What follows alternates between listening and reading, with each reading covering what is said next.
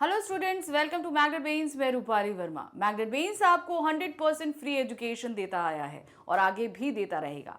लेकिन अब आपकी पढ़ाई को ध्यान में रखते हुए कि भाई स्टडीज़ बहुत ज़रूरी होती हैं, आपको बहुत सारी परेशानियों का सामना करना पड़ता है, तो इन सभी परेशानियों को दूर करने के लिए अब हम जो लेकर आए हैं वो है बुक्स और ई बुक्स। ये बुक्स और ई बुक्स आपको मिल रही हैं किंडरगार्टन से लेकर क्लास 12th तक के सभी सब्जेक्ट्स के लिए। अब ये बुक्स तो भाई मार्केट में बहुत अवेलेबल है, तो इसमें क्या खास बात है? बिल्कुल खास बात है भाई। बात ये है कि हमने इसे आपकी सुविधा के लिए अलग अलग कैटेगरीज में डिवाइड किया है। जैसे कि आपको पता है कि अब हम सैम्पल पेपर्स कर रहे हैं, तो हमारे पास एक बुक रहेगी जिसमें हमारे सारे ही सैम्पल पेपर्स रहेंगे। जितने भी हमने सैम्पल पेपर्स कराए हैं सभी रहेंगे।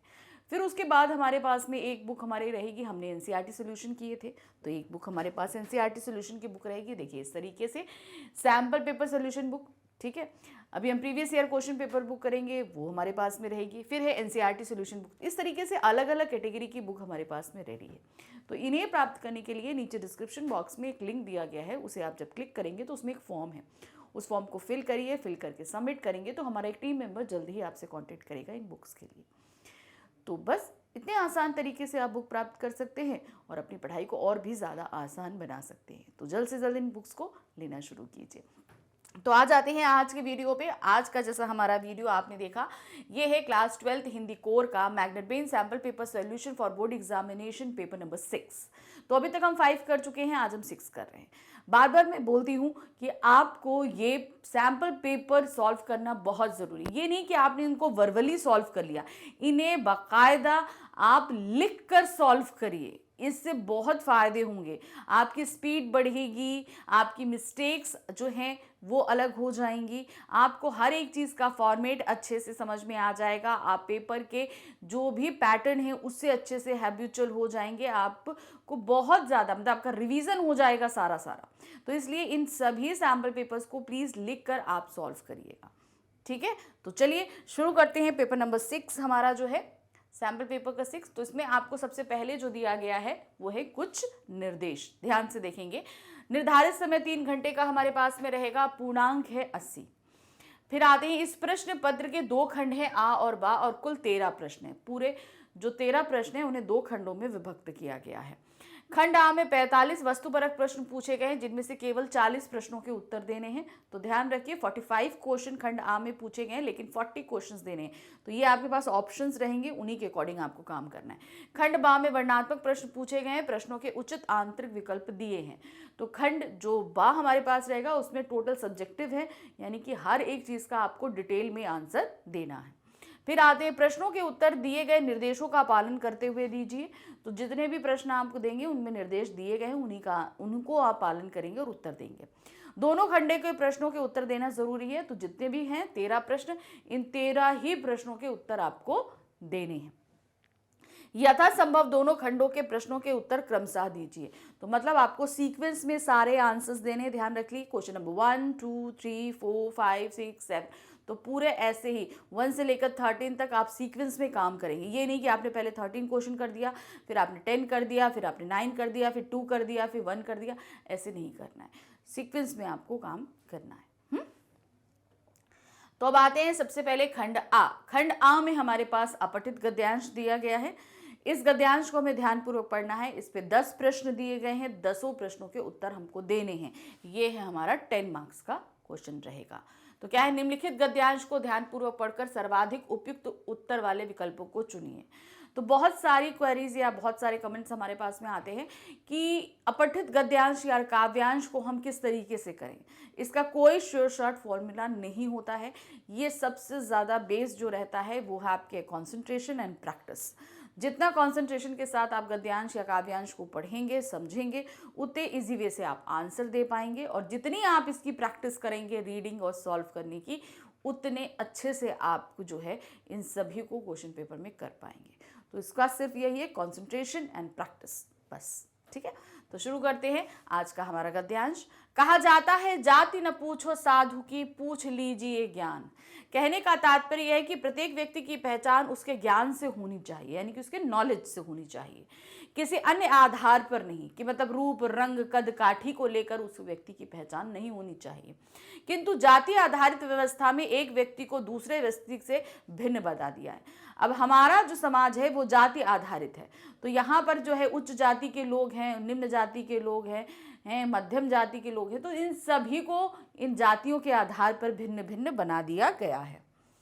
यूं तो भारत में प्राचीन काल में कर्म आधारित जाति व्यवस्था को अत्यंत उपयोगी ये सामाजिक व्यवस्था के रूप में देखा गया, लेकिन समय के साथ साथ कर्म आधारित जाति व्यवस्था जन्म आधारित सामाजिक व्यवस्था की संकीर्ण रूढ़ियों में जकड़ गई और फिर धीरे धीरे सामाजिक विखंडन की ऐसी प्रक्रिया आरंभ हुई कि किसी युग में समाज को जोड़कर परस्पर पूरक बनाने तथा राजनीतिक, आर्थिक एवं सामाजिक दृष्टि से सामाजिक एकता को सुदृढ़ बनाए रखने की जो व्यवस्था की गई थी वही समय बीतने के साथ अनुपयोगी सिद्ध हो गई। तो यहाँ कहने का तात्पर्य था कि प्राचीन काल से हमारे देश में जो धर्म, वर्ण के और जाति के आधार पर जो समाज का विघटन हुआ उसने हर जगह अपनी पैठ जमाई, चाहे वो राजनीतिक दृष्टि से हो, आर्थिक दृष्टि से हो, सामाजिक दृष्टि से हो, तो उसने क्या ना समाज के हर एक एरिया पे अपनी पैठ जमा ली है।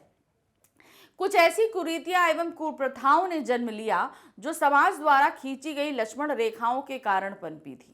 तो अब ये कुरीतियां क्या है, समाज ने जो रेखाएं खींची थी उससे पनपी। उनके उल्लंघन को समाजों के तथाकथित कर्णधारों ने दंडनीय अपराध घोषित कर दिया।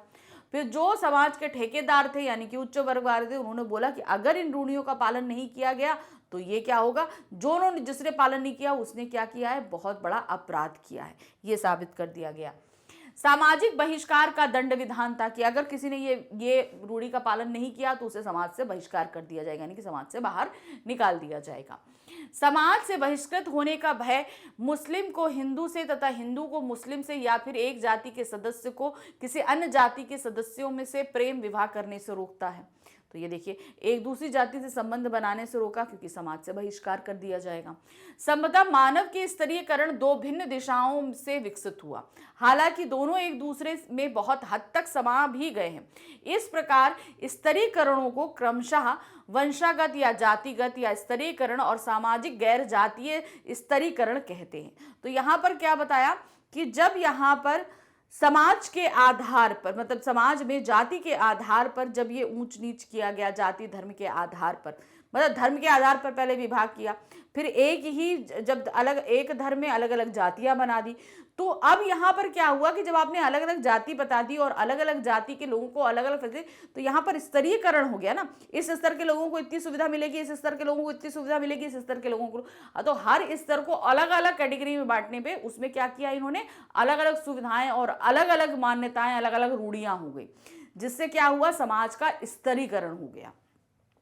सामाजिक स्तरीकरण में एक समाज के अंतर्गत ही पद स्तरों की व्यवस्था विकसित हो गई। अब क्या हुआ कि जब अलग अलग स्तर डिसाइड हो गए तो उसमें जो उच्च जाति थी उसने क्या किया, समाज के सारे उच्च पदों पर कब्जा कर लिया, मध्यम में आ गए और निम्न जाति वालों को एकदम निम्न स्तरीय कामों को सौंप दिया गया। जातिगत स्तरीकरण में दो विभिन्न समाजों के विलय का बोध हो गया। अब क्या है, दो अलग अलग समाज बन गए। इससे क्या हुआ, जब एक जातीय समूह दूसरे जातीय समूह या समूहों पर स्थायी रूप से न्यूनाधिक प्रबल हो जाता है, अब क्या न्यून रूप से बहुत अधिक ज्यादा प्रबल वो साबित हो गया, तो जातीय स्तरीकरण निर्मित हो जाता है। भारत में हिंदू जाति व्यवस्था इसी प्रकार के स्तरीकरण का उदाहरण है। आप हिंदू समाज में देखेंगे तो इस तरीके से बहुत सी जातियां हैं जो उच्च मानी जाती हैं, कुछ मध्यम मानी जाती हैं, कुछ निम्न जाति। तो ये स्तरीकरण आपको हिंदू समाज में बहुत ज्यादा देखने को मिलेगा। हिंदू समाज भारत की आदिकालीन जातियों तथा कालांतर में बाहर से आकर बसने वाले विजेता आर्य जातियों के विलय से बना है। तो यहाँ पर क्या है, बहुत पहले से हमारा जन्म यहाँ पर हुआ, हम यहीं पे थे, आर्य यहाँ पे आए, उनके विलय से जो है हिंदू जाति का उद्भव हुआ था। अब आते हैं इस पे प्रश्न क्या है, एक व्यक्ति को दूसरे व्यक्ति से भिन्न बना देने का कार्य किसने किया है? धर्म आधारित व्यवस्था ने, कर्म आधारित, जाति आधारित या लिंग आधारित? तो एक दूसरे से भिन्न बनाने का काम किया गया है, वो है जाति आधारित व्यवस्था ने, मतलब एक ही धर्म के लोगों को अलग अलग स्तर पे बांटने का काम, तो वो किस में हुआ, जाति आधारित में। प्राचीन काल में किस व्यवस्था को अत्यंत उपयोगी सामाजिक व्यवस्था के रूप में देखा गया है? प्राचीन काल में वो सामाजिक व्यवस्था है आपकी कर्म आधारित, यानी कि जो आप कर्म कर रहे हो उसी के हिसाब से आपका जो पोजीशन है वो समाज में है। प्रस्तुत गद्यांश किस विषय वस्तु पर आधारित है? तो कौन सा विषय वस्तु है? आदिकालीन सामाजिक व्यवस्था, हिंदू समाज के उदय पर, जाति आधारित सामाजिक व्यवस्था पर, या समाज विरोधी धारणा पर। तो ये पूरा गद्यांश जो हमने पढ़ा है वो है आपका जाति आधारित सामाजिक व्यवस्था पर डिपेंडेंट है, ये पूरा गद्यांश। समाज द्वारा खींची गई लक्ष्मण रेखाओं के कारण किसका जन्म हुआ? वो थी कुरीतियां और कुप्रथाएं, अंतर्द्वंद, विरोध या बहिष्कार। तो समाज द्वारा खींची गई लक्ष्मण रेखा से जन्म हुआ कुरीतियों और कुप्रथाओं का। समाज के तथाकथित कर्णधारों ने दंडनीय अपराध के रूप में किसका विधान किया? जो दंडनीय अपराध बनाया गया वो दंडनीय विधान क्या था? वो था सामाजिक बहिष्कार का, अन्य जाति के सदस्य प्रेम विवाह करने पर रोकने का, समाज से बहिष्कृत करने का, या ये सभी। तो ये था आपका ये सभी, यानी कि अगर आप जो आप अगर करेंगे तो उससे क्या होगा? आपको सामाजिक बहिष्कार मिलेगा, अन्य जाति से विवाह करने से रोका गया उसमें, और समाज से बहिष्कृत करने का। तो यहां पर हम क्या बोलेंगे? ये सही। मानव कल्याण के स्तरीकरण किन दिशाओं में विकसित हुआ? कौन सी? दो समान दिशाओं में, दो भिन्न दिशाओं में, दो समांतर दिशाओं में, या दो अंतर्द्वंदी विरोधों में से? तो यहां पर क्या है आपका? दो अंतर विरोधी दिशाओं में, जो परस्पर जो है अलग अलग थी। प्रत्येक व्यक्ति की पहचान का आधार क्या होना चाहिए? तो यहां पर गद्यांश के हिसाब से हर व्यक्ति की पहचान का आधार किससे बनाना चाहिए? ज्ञान, कर्म, धर्म या जाति। तो वो होना चाहिए आपका ज्ञान, कि आपको किस हिसाब से ज्ञान है। नेक्स्ट है, दो भिन्न समाजों के विलय का बोध किससे होता है? जातिगत स्तरीकरण, सामाजिक स्तरीकरण, समता मूलक समाज से, या ये सभी। तो यहाँ पे दो भिन्न समाजों का विलय का बोध हमें होता है जातिगत स्तरीकरण से। सामाजिक स्तरीकरण के अंतर्गत किस प्रकार की व्यवस्था विकसित हुई? जब समाज में स्तरीकरण किया गया तो किस तरह की व्यवस्था उपलब्ध जो आई हमारे सामने? एक समाज के विचारों की, एक समाज के पद स्तरों की, दो भिन्न समाज की, हिंदू समाज की। तो ये जो हमारे सामने आई वो क्या थी? एक समाज के विचारों की। भारत में हिंदू समाज का निर्माण किससे हुआ है? आदिकालीन जातियों से, आर्य जातियों से, काखा दोनों, या मुस्लिम जातियों से? तो हिंदू समाज का जो निर्माण हुआ है वो है आदिकालीन जातियों से और आर्य जातियों से। तो यहां पर हम क्या बोलेंगे? काखा दोनों। तो पृष्ठ संख्या 1 खत्म हुआ। अब हम आ गए पृष्ठ संख्या 2 पे। यहां पर हमारे सामने अपठित पद्यांश दिया गया है। दो पद्यांश है, दोनों में से हमको एक पद्यांश करना है। तो ये हमारे जो ये रहेगा, इस पद्यांश पे हमारे सामने 5 प्रश्न रखे गए हैं, तो उन 5 ही प्रश्नों को हमें करना है। तो सबसे पहले हम शुरू करते हैं पहला पद्यांश। क्या है? निम्नलिखित पद्यांशों में किसी एक पद्यांश से संबंधित प्रश्नों के उत्तर सही विकल्प चयन द्वारा लिखिए। तो पहला पद्यांश ध्यान से पढ़ेंगे। हमने आपको बोला ना, ध्यान देना, यानी कि कंसंट्रेशन, यानी कि एकाग्रता हमें देनी जरूरी है जब भी हम कोई गद्यांश या पद्यांश को पढ़ते हैं। पठित के साथ ये होता है कि चलो हम पहले पढ़ चुके हैं, लेकिन अपठित के साथ होता है उसे हमने पहले नहीं पढ़ा है, इसलिए उसके हर एक वर्ड को आसानी से समझने के लिए उसमें कंसंट्रेशन बहुत जरूरी होता है। असहाय किसानों की किस्मत को खेतों में क्या जल में बह जाते देखा है? क्या खाएंगे यह सोच निराशा से पागल बेचारों को नीरव रह जाते देखा है। देखा है ग्रामों की अनेक रंभाओं को, जिनकी आभा पर धूल अभी तक छाई है। रेशमी देह पर जिन अभागिनों की अब तक रेशम क्या साड़ी सही नहीं चढ़ पाई है। पर तुम नगरों के लाल अमीरों के पुतले क्यों व्यथा भाग्यहीनों की मन में लाओगे। जलता हो सारा देश किंतु होकर अधीर तुम दौड़ दौड़ कर क्यों यह आग बुझाओगे। चिंता हो भी क्यों तुम्हें गांवों के जलने से, दिल्ली में तो रोटियां नहीं कम होती हैं। धुलता ना अश्रु बूंदों से आंखों से काजल, गालों पर की धूलियां नहीं नम होती हैं। जलते हैं तो ये गांव देश के जला करे, आराम नहीं दिल्ली अपना कब छोड़ेगी। या रखोगी मरघट में ऐसी रेशमी महल, या आंधी को खाकर चोट सब छोड़ोगी। चल रहे ग्राम कुंजों में पछिया के झकोरे, दिल्ली लेकिन ले रही लहर पुरवाई में। है विकल देश सारा अभाव के तापों में, दिल्ली सुख से सोई है नरम रजाई में। तो अब ये जो हमारे सामने काव्यांश प्रस्तुत किया गया है, ये क्या है? गांवों में हो रही विपदाओं का शहर वालों पर कोई ज्यादा असर नहीं पड़ता। खासतौर से दिल्ली की बात की गई है, लेकिन यहाँ पर सभी सिटीज के बारे में इंडिकेट किया गया है कि जो है गांव में बहुत सारे लोग बहुत तकलीफों से जीते हैं, लेकिन शहर वालों को इस चीज़ की जो है कोई फिक्र नहीं होती, क्योंकि उनके पास सारी सुविधाएं उपलब्ध होती हैं, और ना ही वो शहर वाले जो है गांव वालों पर इतना ही कोई ध्यान देते हैं। तो उनका मेन मोटिव क्या रहता है? भाई हमें सारा खाना पीना आराम मिल रहा है, कोई दिक्कत नहीं, जहाँ कुछ हो रहा है होने दो, कोई मतलब नहीं है। तो ये हमारा काव्यांश था। अब इसमें प्रश्न है, देखिए, प्रस्तुत काव्यांश में ग्रामों की रंभाएं किन्हें कहा गया है? वो है किसानों की पत्नियों को, गांव की स्त्रियों को, सुंदर स्त्रियों को, असहाय महिलाओं को। तो यहाँ पे गांवों की रंभाएं कहा गया है गांव की स्त्रियों को, मतलब गांव की जो महिलाएं होती है उनको बोला गया है। किसान किस कारण से निराशा से ग्रस्त होते हैं? बादल के ना आने से। क्या खाएंगे यह सोचकर अपने खेतों को लहराता देखकर, या वर्षा ना होने के कारण। तो क्या किस लिए चिंतित होते हैं? क्या खाएंगे यह सोचकर वह चिंतित होते हैं। दिल्ली वासियों को गांवों के कष्ट क्यों नहीं दिखाई देते? दिल्ली वासियों को गांव के कष्ट क्यों नहीं दिखते? गांव ना जाने के कारण, रोजगार उपलब्ध ना होने के कारण, स्वयं सुविधाओं से पूर्ण होने के कारण, मतलब हमको सारी फैसिलिटीज मिली हुई है इस कारण से, या ये सभी। तो दिल्ली वासियों को गांव के कष्ट इसलिए नहीं दिखाई देते क्योंकि वो सारी ही फैसिलिटीज से युक्त होते हैं, यानी कि स्वयं सुख सुविधाओं से पूर्ण होने के कारण। नेक्स्ट आते हैं, दिल्ली वासियों को किसकी कमी नहीं होती है? किस चीज की कमी दिल्ली वासियों को नहीं होती है? रोजगार की, मेहनत की, साधन की, या आपसी सहयोग की। तो उन्हें जो कमी नहीं है वो है रोजगार की, उनको किसी तरह के रोजगार की कोई कमी नहीं होती है। नेक्स्ट आते हैं, देश किसके ताप से विकल दिखाई दे रहा है? किसके ताप से? भोजन के अभाव के, जल के, या सुख से। तो यहाँ पर किसके ताप से है? वो है अभाव के। तो यहाँ पर किसका मतलब? देश में बहुत सारी चीजों का अभाव है, इसके ताप से सभी विकल दिखाई दे रहे हैं, यानी कि सभी परेशान दिखाई दे रहे हैं। तो ये हो गया पहला पद्यांश। अब आते हैं दूसरे पद्यांश पे। हमारे पास, एक फाइल ने दूसरी फाइल से कहा, बहन लगता है साहब हमें छोड़कर जा रहे हैं, इसीलिए तो सारा काम जल्दी जल्दी निपटा रहे हैं। मैं बार बार सामने जाती हूं, रोती हूं, गिड़गिड़ाती हूं, कहती हूं बिनती हर बार, साहब जी इधर भी देख लो एक बार।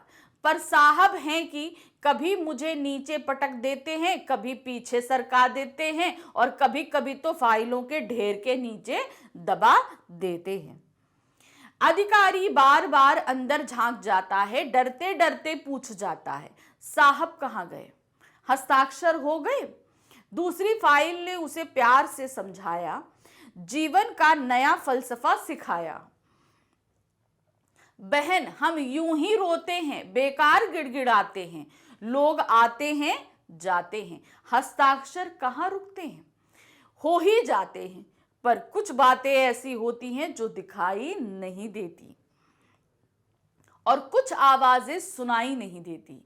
जैसे फूल खिलते हैं और अपनी महक छोड़ जाते हैं, वैसे ही कुछ लोग कागज पर नहीं दिलों पर हस्ताक्षर छोड़ जाते हैं। तो यहाँ पर जो है ना, फाइल आपस में बात कर रही है। एक फाइल करी कि भाई साहब हमें देख नहीं रहे, साइन नहीं करते हो, उसको उससे रिलेटेड जो व्यक्ति है वो बार बार आता है, साइन हुए कि नहीं हुए, वो साइन नहीं कर रहे हैं।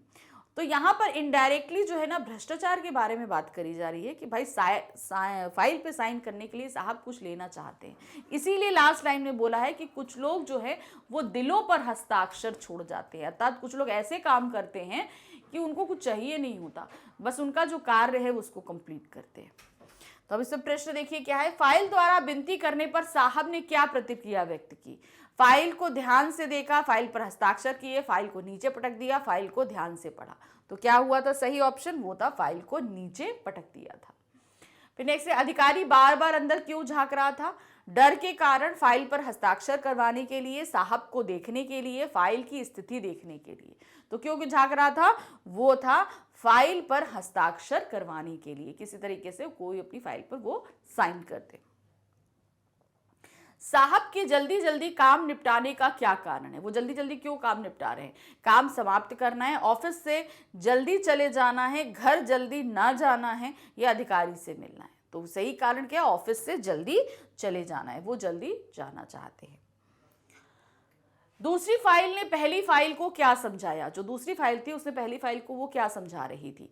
साहब जल्दी जा रहे हैं, हस्ताक्षर आज नहीं होने वाले हैं, हम बेकार ही रोते हैं, जीवन संघर्षों का नाम है। तो दूसरी फाइल को पहली फाइल ने समझाया कि हम बेकार ही रोते हैं, हस्ताक्षर कहाँ रुकते हैं, हो ही जाते हैं। फिर है, कुछ लोग कागज की जगह कहाँ हस्ताक्षर छोड़ जाते हैं? तो कहाँ है वो? हमारे दिलों पर हस्ताक्षर छोड़ जाते हैं। तो सही क्या है? दिलों पर। तो यहाँ पर हमारा दूसरा अपठित गद्यांश खत्म हुआ। अब हम आते हैं प्रश्न संख्या 3 पे। प्रश्न संख्या 3 पे हमारी जो हिंदी की पुस्तक है अभिव्यक्ति और माध्यम, उनके अध्याय से यहाँ पर बहुविकल्पीय प्रश्न दिए गए हैं। कितने दिए गए हैं? 5 दिए गए हैं, पांचों हमें करने हैं। यहाँ पर क्या है? निम्नलिखित प्रश्नों के उत्तर देने के लिए उपयुक्त विकल्प का चयन करें। पहला प्रश्न है, संचार प्रक्रिया में किसी प्रकार की बाधा आ जाए तो उसे क्या कहते हैं? संचार प्रक्रिया यानी कि जैसे कम्युनिकेशन होता है ना, हम लोग का कभी कभी नेटवर्क डाउन हो जाता है या कोई और जैसे सर्वर डाउन हो जाता है, कुछ होता है, तो ये इसको क्या बोला जाता है? इसे बोला जाता है कूटीकरण। क्या बोलते हैं? कूटीकरण। नेक्स्ट आते हैं, जनसंचार माध्यम किन कार्यों को संपन्न करता है? वो कौन से कार्य हैं जिन्हें जनसंचार माध्यम संपन्न करता है? एजेंडा तैयार करना, सूचना देना, शिक्षित करना, या ये सभी? तो यहाँ पर ये सभी कार्य संपन्न करता है, तो हम क्या लिखेंगे? ये सभी। लोकतंत्र का चौथा स्तंभ किसे कहा गया है? किसको बोला गया है लोकतंत्र का चौथा स्तंभ? पत्रकार को, मीडिया को, जनता को, या न्यायपालिका को? तो यहाँ पर लोकतंत्र का चौथा स्तंभ मीडिया को कहा जाता है। नेक्स्ट है, भारतीय परंपरा में नाटक को किसकी संज्ञा दी गई है? नाटक क्या है? वो है दृश्य काव्य। ध्यान रखिएगा, वो है दृश्य काव्य। कहानी की भाषा में कौन सा गुण नहीं होना चाहिए? ऐसा कौन सी चीज है जब हम कहानी लिखते हैं तो वो नहीं होना चाहिए उसमें? स्वाभाविकता का, क्लिष्टता का, सरलता का, या प्रभाव महत्ता का? तो वो होना चाहिए क्लिष्टता का, यानी कि उसमें ना ही ऐसे शब्द इस्तेमाल करने चाहिए और ना ही ऐसे वाक्यों को लेना चाहिए जो आसानी से समझ में ना आए, यानी कि मुश्किल शब्दों और मुश्किल वाक्यों का प्रयोग हमें बिल्कुल भी नहीं करना चाहिए। तो बेसिकली क्लिष्टता का प्रयोग नहीं करना चाहिए। अब आते हैं प्रश्न संख्या 4 पे। यहां पर क्या दिया है? निम्नलिखित काव्यांश को ध्यानपूर्वक पढ़कर पूछे गए प्रश्नों के सही उत्तर दीजिए। अब हमारी जो पुस्तक है, कौन सी पुस्तक? आरोह, उसके काव्य खंड से हमारे सामने एक काव्यांश रखा गया है और इस पे आधारित प्रश्न पूछे गए हैं। ये प्रश्न है हमारे 5, तो टोटल हमारे 5 मार्क्स के रहेंगे, यानी कि 1 मार्क्स ईच। तो पहले हम काव्यांश पढ़ते हैं। पठित काव्यांश क्या है? जथा पंख बिनु खग अति दीना, मणि बिनु फनी करिबर करहीना, असमम जीवन बंधु बिनु तोही, जय जड़ देहे जिहाओ मोही, जयहु अवध कवन महुलाई, नारी हेतु प्रिय भाई गवाई, बहु अपसज सहते जग माही, नारी हानि विशेष क्षति नाही। तो कवितावली और राम लक्ष्मण मूर्छा, क्या है? लक्ष्मण मूर्छा और राम विलाप से लिया गया है। तो बेसिकली क्या है? ये राम विलाप है कि राम किस तरीके से विलाप कर रहे हैं। लक्ष्मण जी मूर्छित पड़े हुए हैं, उनको गोद में लेकर वो विलाप कर रहे हैं कि मतलब मेरा जीवन तुम्हारे बिना उसी प्रकार है जिस प्रकार से पंख बिना पक्षी है, विष बिना जो है वो सांप है, और सूंड बिना हाथी है। तो जैसे ये सब इसके बगैर जो है निसहाय हो जाते हैं, मैं भी तुम्हारे बगैर निसहाय हो गया हूं। तो यहाँ पर क्या बोल रहे हैं कि मैंने अपने जो है पत्नी के चक्कर में, यानी कि पत्नी को प्रिय प्रेम के चक्कर में मैंने अपने भाई को गंवा दिया है। तो ये इस काव्यांश में दिया गया है। इस काव्यांश पर आधारित प्रश्न देखिए। भाई के बिना जीवन की तुलना किससे की गई है? पंखों के बिना पक्षी से, मणि के बिना सांप से, सूंड के बिना हाथी से, ये सभी। तो यहाँ पर इन सभी से की गई है, तो हम क्या लिखेंगे? ये सभी। नेक्स्ट आते हैं, राम किसकी तुलना में अपने भाई को अधिक महत्व दे रहे हैं? धन की, पत्नी की, राज्य की या पुत्र की? तो यहां पर वो दे रहे हैं पत्नी। यहां पर पत्नी की तुलना में भाई को अधिक महत्व दे रहे हैं। नेक्स्ट है, राम को लक्ष्मण के बिना अयोध्या जाने में क्या सहना पड़ेगा? अगर वो लक्ष्मण के बिना अयोध्या गए तो उन्हें क्या सहना पड़ेगा? विषाद, ग्लानि, आमोद या कटु वचन? तो उनको सहना पड़ेंगे वो है ग्लानि, क्योंकि सभी कहेंगे वहां पर कि भाई तुम अपने भाई को कहाँ छोड़ आए, पत्नी प्रेम में तुमने भाई को गवा दिया। तो यहाँ पर जो वो ग्लानि उनके मन में रहेगी इन वचनों को सुन के, तो वो सभी उनको सहना पड़ेगा। राम द्वारा किसकी हानि सहन कर पाना कठिन है? वो किसकी हानि है? वो है लक्ष्मण की हानि जो है सहन करना उनके लिए बहुत कठिन है। नारी हानि विशेष क्षति नाही, पंक्ति में कौन सा भाव व्यक्त है? उन्होंने बोला नारी की हानि जो है विशेष हानि नहीं होती, तो इसमें किस तरह का भाव वो व्यक्त कर रहे हैं? वो है भाई के वियोग से उत्पन्न कष्ट का, पति के वियोग से उत्पन्न कष्ट का, भातृ प्रेम की समाप्ति का या हर्ष का? तो यहां पर जो फीलिंग के कारण उन्होंने ये पंक्तियां बोली है वो फीलिंग है भाई के वियोग में उत्पन्न कष्ट के कारण वो इन पंक्तियों को बोल रहे हैं। अब आ गए हमारे पास क्या? निम्नलिखित गद्यांश को पढ़कर दिए गए प्रश्नों के सही उत्तर वाले विकल्प चुनिए। अब हमारे पास जो है हमारी जो आरोह बुक है उसके गद्य खंड से कोई जितने भी चैप्टर है उसको एक गद्यांश यहाँ रखा गया है, उसे हमें पढ़ना है और पढ़ के इससे संबंधित हमें 5 प्रश्नों के उत्तर देने हैं और ये हमारा रहेगा 5 मार्क्स का। तो ये जो गद्यांश दिया गया है ये है पहलवान की ढोलक से। पढ़े, दोनों ही लड़के राज दरबार के भावी पहलवान घोषित हो चुके थे, अतः दोनों का भरण पोषण दरबार से ही हो रहा था। दिन प्रतिदिन प्रातः काल पहलवान स्वयं ढोलक बजा बजाकर दोनों से कसरत करवाता, दोपहर में लेटे लेटे दोनों को सांसारिक ज्ञान की भी शिक्षा देता। समझे? ढोलक की आवाज पर पूरा ध्यान देना। हाँ, मेरा गुरु कोई पहलवान नहीं, यही ढोल है। समझे? ढोल की आवाज के प्रताप से ही मैं पहलवान हुआ। दंगल में उतरकर सबसे पहले ढोलों को प्रणाम करना। समझे? ऐसी ही बहुत सी बातें वह कहा करता। फिर मालिक को कैसे खुश रखा जाता है, कब कैसा व्यवहार करना चाहिए आदि की शिक्षा वह नित्य दिया करता था। तो किस तरीके से वो अपने पुत्रों को सारी शिक्षा दे रहा था, ये इस पाठ जो है गद्यांश में बताया गया है।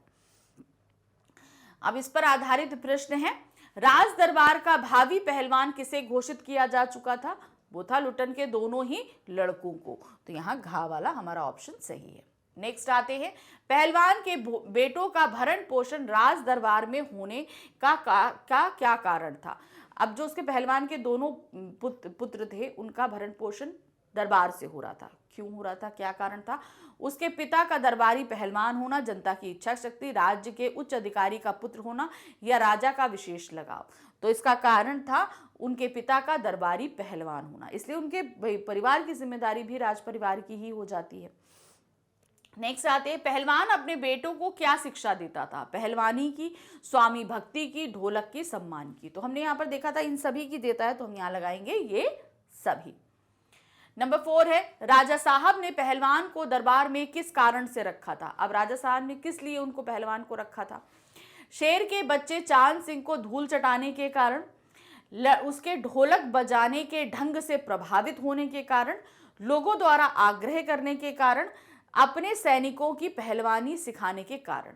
तो क्यों रखा था? उन्होंने शेर के बच्चे चांद सिंह को धूल चटा दी थी, इसीलिए राजा साहब ने उसे राज दरबारी पहलवान घोषित कर दिया था। नेक्स्ट है, गांवों में अखाड़े समाप्त होते जाने का क्या कारण हो सकता है? गांवों में जो खत्म होने से कारण क्या है? राज दरबारों में पहलवानी की उपेक्षा होना, समाज के लोगों द्वारा इसकी उपेक्षा करना, मनोरंजन के अन्य साधन तलाशना या ये सभी। तो हम यहाँ पर अगर बोलेंगे तो ये सभी कारण हैं, यानी कि राज दरबार में भी पहलवानों की इतनी उपेक्षा हो रही है, हम लोग भी नहीं करते हैं, और मनोरंजन के हमने आजकल बहुत सारे साधन खोज लिए, इसलिए अखाड़े, गाँव के जो अखाड़े हैं वो समाप्त होते जा रहे हैं। अब हमारे पास आ रहा है क्वेश्चन नंबर 6। क्वेश्चन नंबर 6 में क्या दिया है? निम्नलिखित प्रश्नों के उत्तर हेतु निर्देशानुसार सही विकल्प का चयन कीजिए। अब हमारे पास जो क्वेश्चन आ रहे हैं वो है हमारी हिंदी की पूरक पुस्तिका वितान भाग 2 से 10 प्रश्न पूछे गए हैं। इन 10 ही प्रश्न के हमें उत्तर देने हैं, 1 मार्क्स ईच रहेगा। चलिए देखते हैं, पढ़ना शुरू करते हैं। सिल्वर वेडिंग कहानी में बुजुर्गों के प्रति कम होती सम्मान की भावना क्या व्यक्त करती है? बुजुर्गों को ज़्यादा इंपॉर्टेंस है। हमने यहाँ देखा कि जो यशोधर बाबू हैं बुजुर्ग हो गए हैं तो उनके बच्चे उनको इतना ज़्यादा निगलेक्ट करते हैं, भाई वो पुराने हैं, उनकी विचारधारा पुरानी है, ऐसा सोच कर करते हैं, तो उनकी भावना कहीं ना कहीं आहत होती है। तो ये क्या करता है? नई पीढ़ी की नई सोच को, बुजुर्गों के प्रति उनके दायित्व के बोध को, हाशिए पर जाते मानवीय मूल्यों को या समाज के नवीन पक्ष को। तो ये बुजुर्गों के प्रति कम होती सम्मान की भावना व्यक्त करती है हाशिए पर जाते मानवीय मूल्यों को, कि हमारे जो मानवीय मूल्य, हमारी जो संस्कृति है, जो हमारी हमको जो संस्कार मिले हैं वो कहीं ना कहीं जो है समाप्त हो रहे हैं, किसी गड्ढे में जा रहे हैं, पूरी तरीके से खराब हो रहे हैं। फिर पार्टी के दिन यशोधर बाबू अपनी शाम की पूजा का समय क्यों बढ़ा देते हैं? शाम की जो पूजा है वो जो लिमिटेड टाइम में करते हैं, उस दिन वो पूजा ज़्यादा करते हैं क्योंकि घर में पार्टी चल रही है। तो वो क्या चाहते हैं कि सारे मेहमान चले जाएं, इसी कारण से। तो क्या था? क्योंकि वे चाहते हैं पार्टी में आए लोग खा पी कर जाएं, क्योंकि उस दिन उनका व्रत था, क्योंकि वे लोगों की नज़रें चुराना चाहते थे, क्योंकि उस दिन वे जल्दी घर आ गए। तो सही कारण क्या है? क्योंकि वे चाहते थे कि पार्टी में आए लोग जल्दी खा पी कर चले जाएं। नेक्स्ट है, सिल्वर वेडिंग कहानी में यशोधर बाबू ऑफिस के माहौल का तनाव कैसे कम करते हैं? यशोधर बाबू ऑफिस का माहौल किस तरीके से कम करते थे? ऑफिस में चाय समोसे मंगवाकर, ऑफिस से जाते समय चुटीली बातें करके, ऑफिस के कर्मचारियों से पूरी तरह घुल मिलकर, या ऑफिस का काम घर से करके। तो क्या करते थे? वो जाते समय जो है वो कुछ चुटीली बातें करते थे, यानी कि चुटकुले वगैरह बुलाते थे, हंसी मजाक लोगों से हो जाता था, तो वो पूरा दिन का जो भार है वो कम हो जाया करता था। नेक्स्ट है, जूझ कहानी में आनंदा के पिता उसकी किस बात से नाराज होते थे? क्या बात थी तो जिससे पिता एकदम नाराज हो जाते थे? खेत में काम करने की बात से, पढ़ाई करने की बात से, पशुओं को चराने की बात से, या ये सभी से? तो आनंदा के पिता जो सबसे ज्यादा गुस्सा होते थे वो है पढ़ाई की बात को लेकर। तो सही क्या है? पढ़ाई करने की बात को लेकर आनंदा जहां वो बोलता कि वो स्कूल जाना चाहता है तो वो बहुत ज्यादा गुस्सा हो जाया करते थे। जूझ कहानी के आधार पर बताइए कि आनंदा को गणित कैसे समझ में आने लगी? उसको मैथ्स पहले ज्यादा समझ में नहीं आती थी, लेकिन फिर धीरे धीरे समझ में आने लगी। इसका कारण क्या था? मन की एकाग्रता से, वसंत पाटिल की सहायता से, अध्यापक की सहायता से, या माता की सहायता से? तो उसके स्कूल में जो एक स्टूडेंट था वसंत पाटिल, वो उसकी बहुत सहायता तो करता था, लेकिन इस सहायता के बावजूद, क्योंकि उसके संगत में आ गए थे तो कहाँ क्या हुआ था, इंटरेस्ट जानने लगा था। लेकिन इसके बावजूद उन्होंने क्या किया था? उन्होंने कंसंट्रेशन के साथ पढ़ाई करना। भाई पहले क्या हुआ, जब वो स्कूल गए तो सभी बच्चे उनको बहुत परेशान करते थे, तो उनका भाई मन थोड़ा उचटने लगा। लेकिन जब वो वसंत पाटिल के पास बैठने लगे तो क्या हुआ? उनका पढ़ाई में इंटरेस्ट जागा। फिर मैथ जो अच्छी नहीं कर पाते थे, फिर उन्होंने वो कंसंट्रेशन के साथ करना शुरू किया, तो वो अच्छे से करने लगे। तो यहाँ पे देखिए दो ऑप्शन है जो एकदम सही सटीक बैठते हैं, लेकिन एकदम सही हमें निकालना है। तो जैसे दो था, मन की एकाग्रता से और वसंत पाटिल की सहायता से, तो ये दोनों ही सही हैं। अब यहाँ पर हम क्या करेंगे? तीसरा ऑप्शन तुम्हारे पास ऐसा दिया ही नहीं है कि का और खा पे लगाएं। तो ऐसे कंडीशन में जब ऐसे क्वेश्चंस आते हैं तो हमें एकदम सही लगाना है। तो सबसे सही क्या था कि भाई जब तक हमारा कोई हेल्प भी अगर कोई कर देगा, हमारा कंसंट्रेशन नहीं होगा तो क्या वो चीज हम कर पाएंगे? नहीं कर पाएंगे। तो सही सटीक जवाब क्या है? मन की एकाग्रता से। फिर आते हैं, जूझ कहानी में आनंदा के मास्टर सौंदगेलकर ने किस पर कविता लिखी थी? किस पे लिखी थी? आनंदा के जुझारू प्रवृत्ति पे, मालती लता की सुंदरता पे, विद्यालय के अनुशासन पूर्ण व्यवहार पर, या मराठी भाषा के महत्व पर? तो उन्होंने कविता लिखी थी मालती लता की सुंदरता पे, मालती फूल होते ना उसकी सुंदरता पे उन्होंने कविता लिखी थी। मोहनजोदाड़ो के घरों की मोटी दीवारों से क्या अनुमान लगाया जाता है? मोहनजोदाड़ो में जो खंडर मिले, उनकी जो पहली मंजिल की इमारत जो मिले हैं खंडर, उनकी दीवारें बहुत मोटी मोटी हैं। तो उससे क्या अंदाजा लगाया जा रहा था? क्या ये दीवारें केवल प्रदर्शन मात्र के लिए बनाई गई होंगी? ये दीवारें प्राकृतिक आपदा से बचने के लिए बनाई गई होंगी? इन दीवारों पर दूसरी मंजिल भी रही होगी? इन दीवारों पर सुंदर चित्रकारी करनी होगी?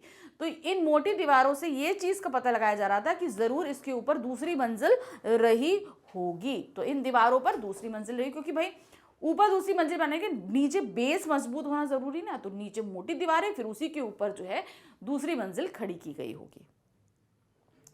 सिंधु घाटी की सभ्यता से मिले अजायब घर की सबसे बड़ी विशेषता क्या है? अतीत के दबे पांव पाठ के आधार पर बनाई है। तो जो सभ्यता से जो मिले अजायब घर की जो विशेषता है, यानी कि जो चीजें रखी गई हैं अजायब घर में, उस अजायब घर की क्या विशेषता है? ये अजायब घर बहुत विशाल और सुंदर है। इसमें सभी प्रकार की वस्तुएं संग्रहित हैं। इसमें औजार तो हैं परंतु हथियार नहीं हैं। इसमें उत्कृष्ट कलात्मकता दिखाई दी है। तो सिंधु घाटी सभ्यता में मिले अजायब घर की सबसे बड़ी विशेषता ये है कि वहां पर औजार तो मिले हैं पर हथियार नहीं है, यानी कि काम करने के जो टूल्स होते हैं वो हैं, लेकिन आप अगर वहां पे बोलिए कि तलवार, भाले, ढाल ये सब हो, तो ये सब नहीं था। तो सही ऑप्शन है इसमें औजार तो मिले हैं पर हथियार नहीं है। नेक्स्ट क्वेश्चन है, सिंधु घाटी की सभ्यता में किस कारण बीमारी का प्रकोप अधिक नहीं हो सकता? अब अगर सिंधु घाटी की पूरी सभ्यता को देखा जाए तो वहां ये अंदाजा लगाया गया कि यहाँ पर बीमारियां कभी कोई बहुत ज्यादा बीमारियां नहीं फैली होंगी। कारण ये था कि वहां पे नालियां सभी ढकी हुई थी, जिससे जो है जो बीमारी फैलाने वाले मच्छर मक्खी होते हैं ये नहीं फैलते होंगे, इसलिए यहाँ पर बीमारियां नहीं होती होंगी। तो सही देखिए क्या है, नाली आदि उचित रूप से ढकी होने के कारण ये सही ऑप्शन है। नेक्स्ट आते हैं, सिंधु सभ्यता में कुंड के तल में और दीवारों पर ईंटों के बीच चूने की चिरोड़ी के गाड़े का उपयोग किया गया, किस लिए किया जाता होगा? तो ये सब क्यों प्रयोग किया गया, कारण क्या है कि मतलब तले में भी अच्छे से गाड़े का इस्तेमाल किया, हर एक ईंट को लगाने में चिरोड़ी गाड़े का इस्तेमाल। तो ये इसलिए था कि अंदर जो कुंड में पानी भरा जाए वो बाहर नहीं जाए, और बाहर का जो गंदा पानी है वो अंदर नहीं आए। इस मजबूती को पक्का करने के लिए इस चिरोड़ी गाड़े का इस्तेमाल किया गया। तो यहाँ देखिए, कुंड का पानी रिस ना सके और बाहर का अशुद्ध पानी कुंड में ना आ जाए। तो सही क्या है, का और खा हमारा दोनों ऑप्शन सही है, इसलिए हम गा पे टिक करेंगे। तो इस तरीके से ये प्रश्न भी हमारे यहाँ समाप्त हो गए। जो अब हम आ जाते हैं हमारे खंड बा पे। खंड बा अब हमारा टोटल वर्णनात्मक है, यानी कि अब हमें यहाँ डिटेल में आंसर देना है। तो यहाँ पर सबसे पहला जो क्वेश्चन आ रहा है वर्णनात्मक सेक्शन का, और हमारा प्रश्न संख्या 7 जो है वो है रचनात्मक लेखन। यहाँ पे 4 ऑप्शन दिए गए हैं, 4 में से हमें कोई एक करना है और ये होगा हमारा 6 मार्क्स का।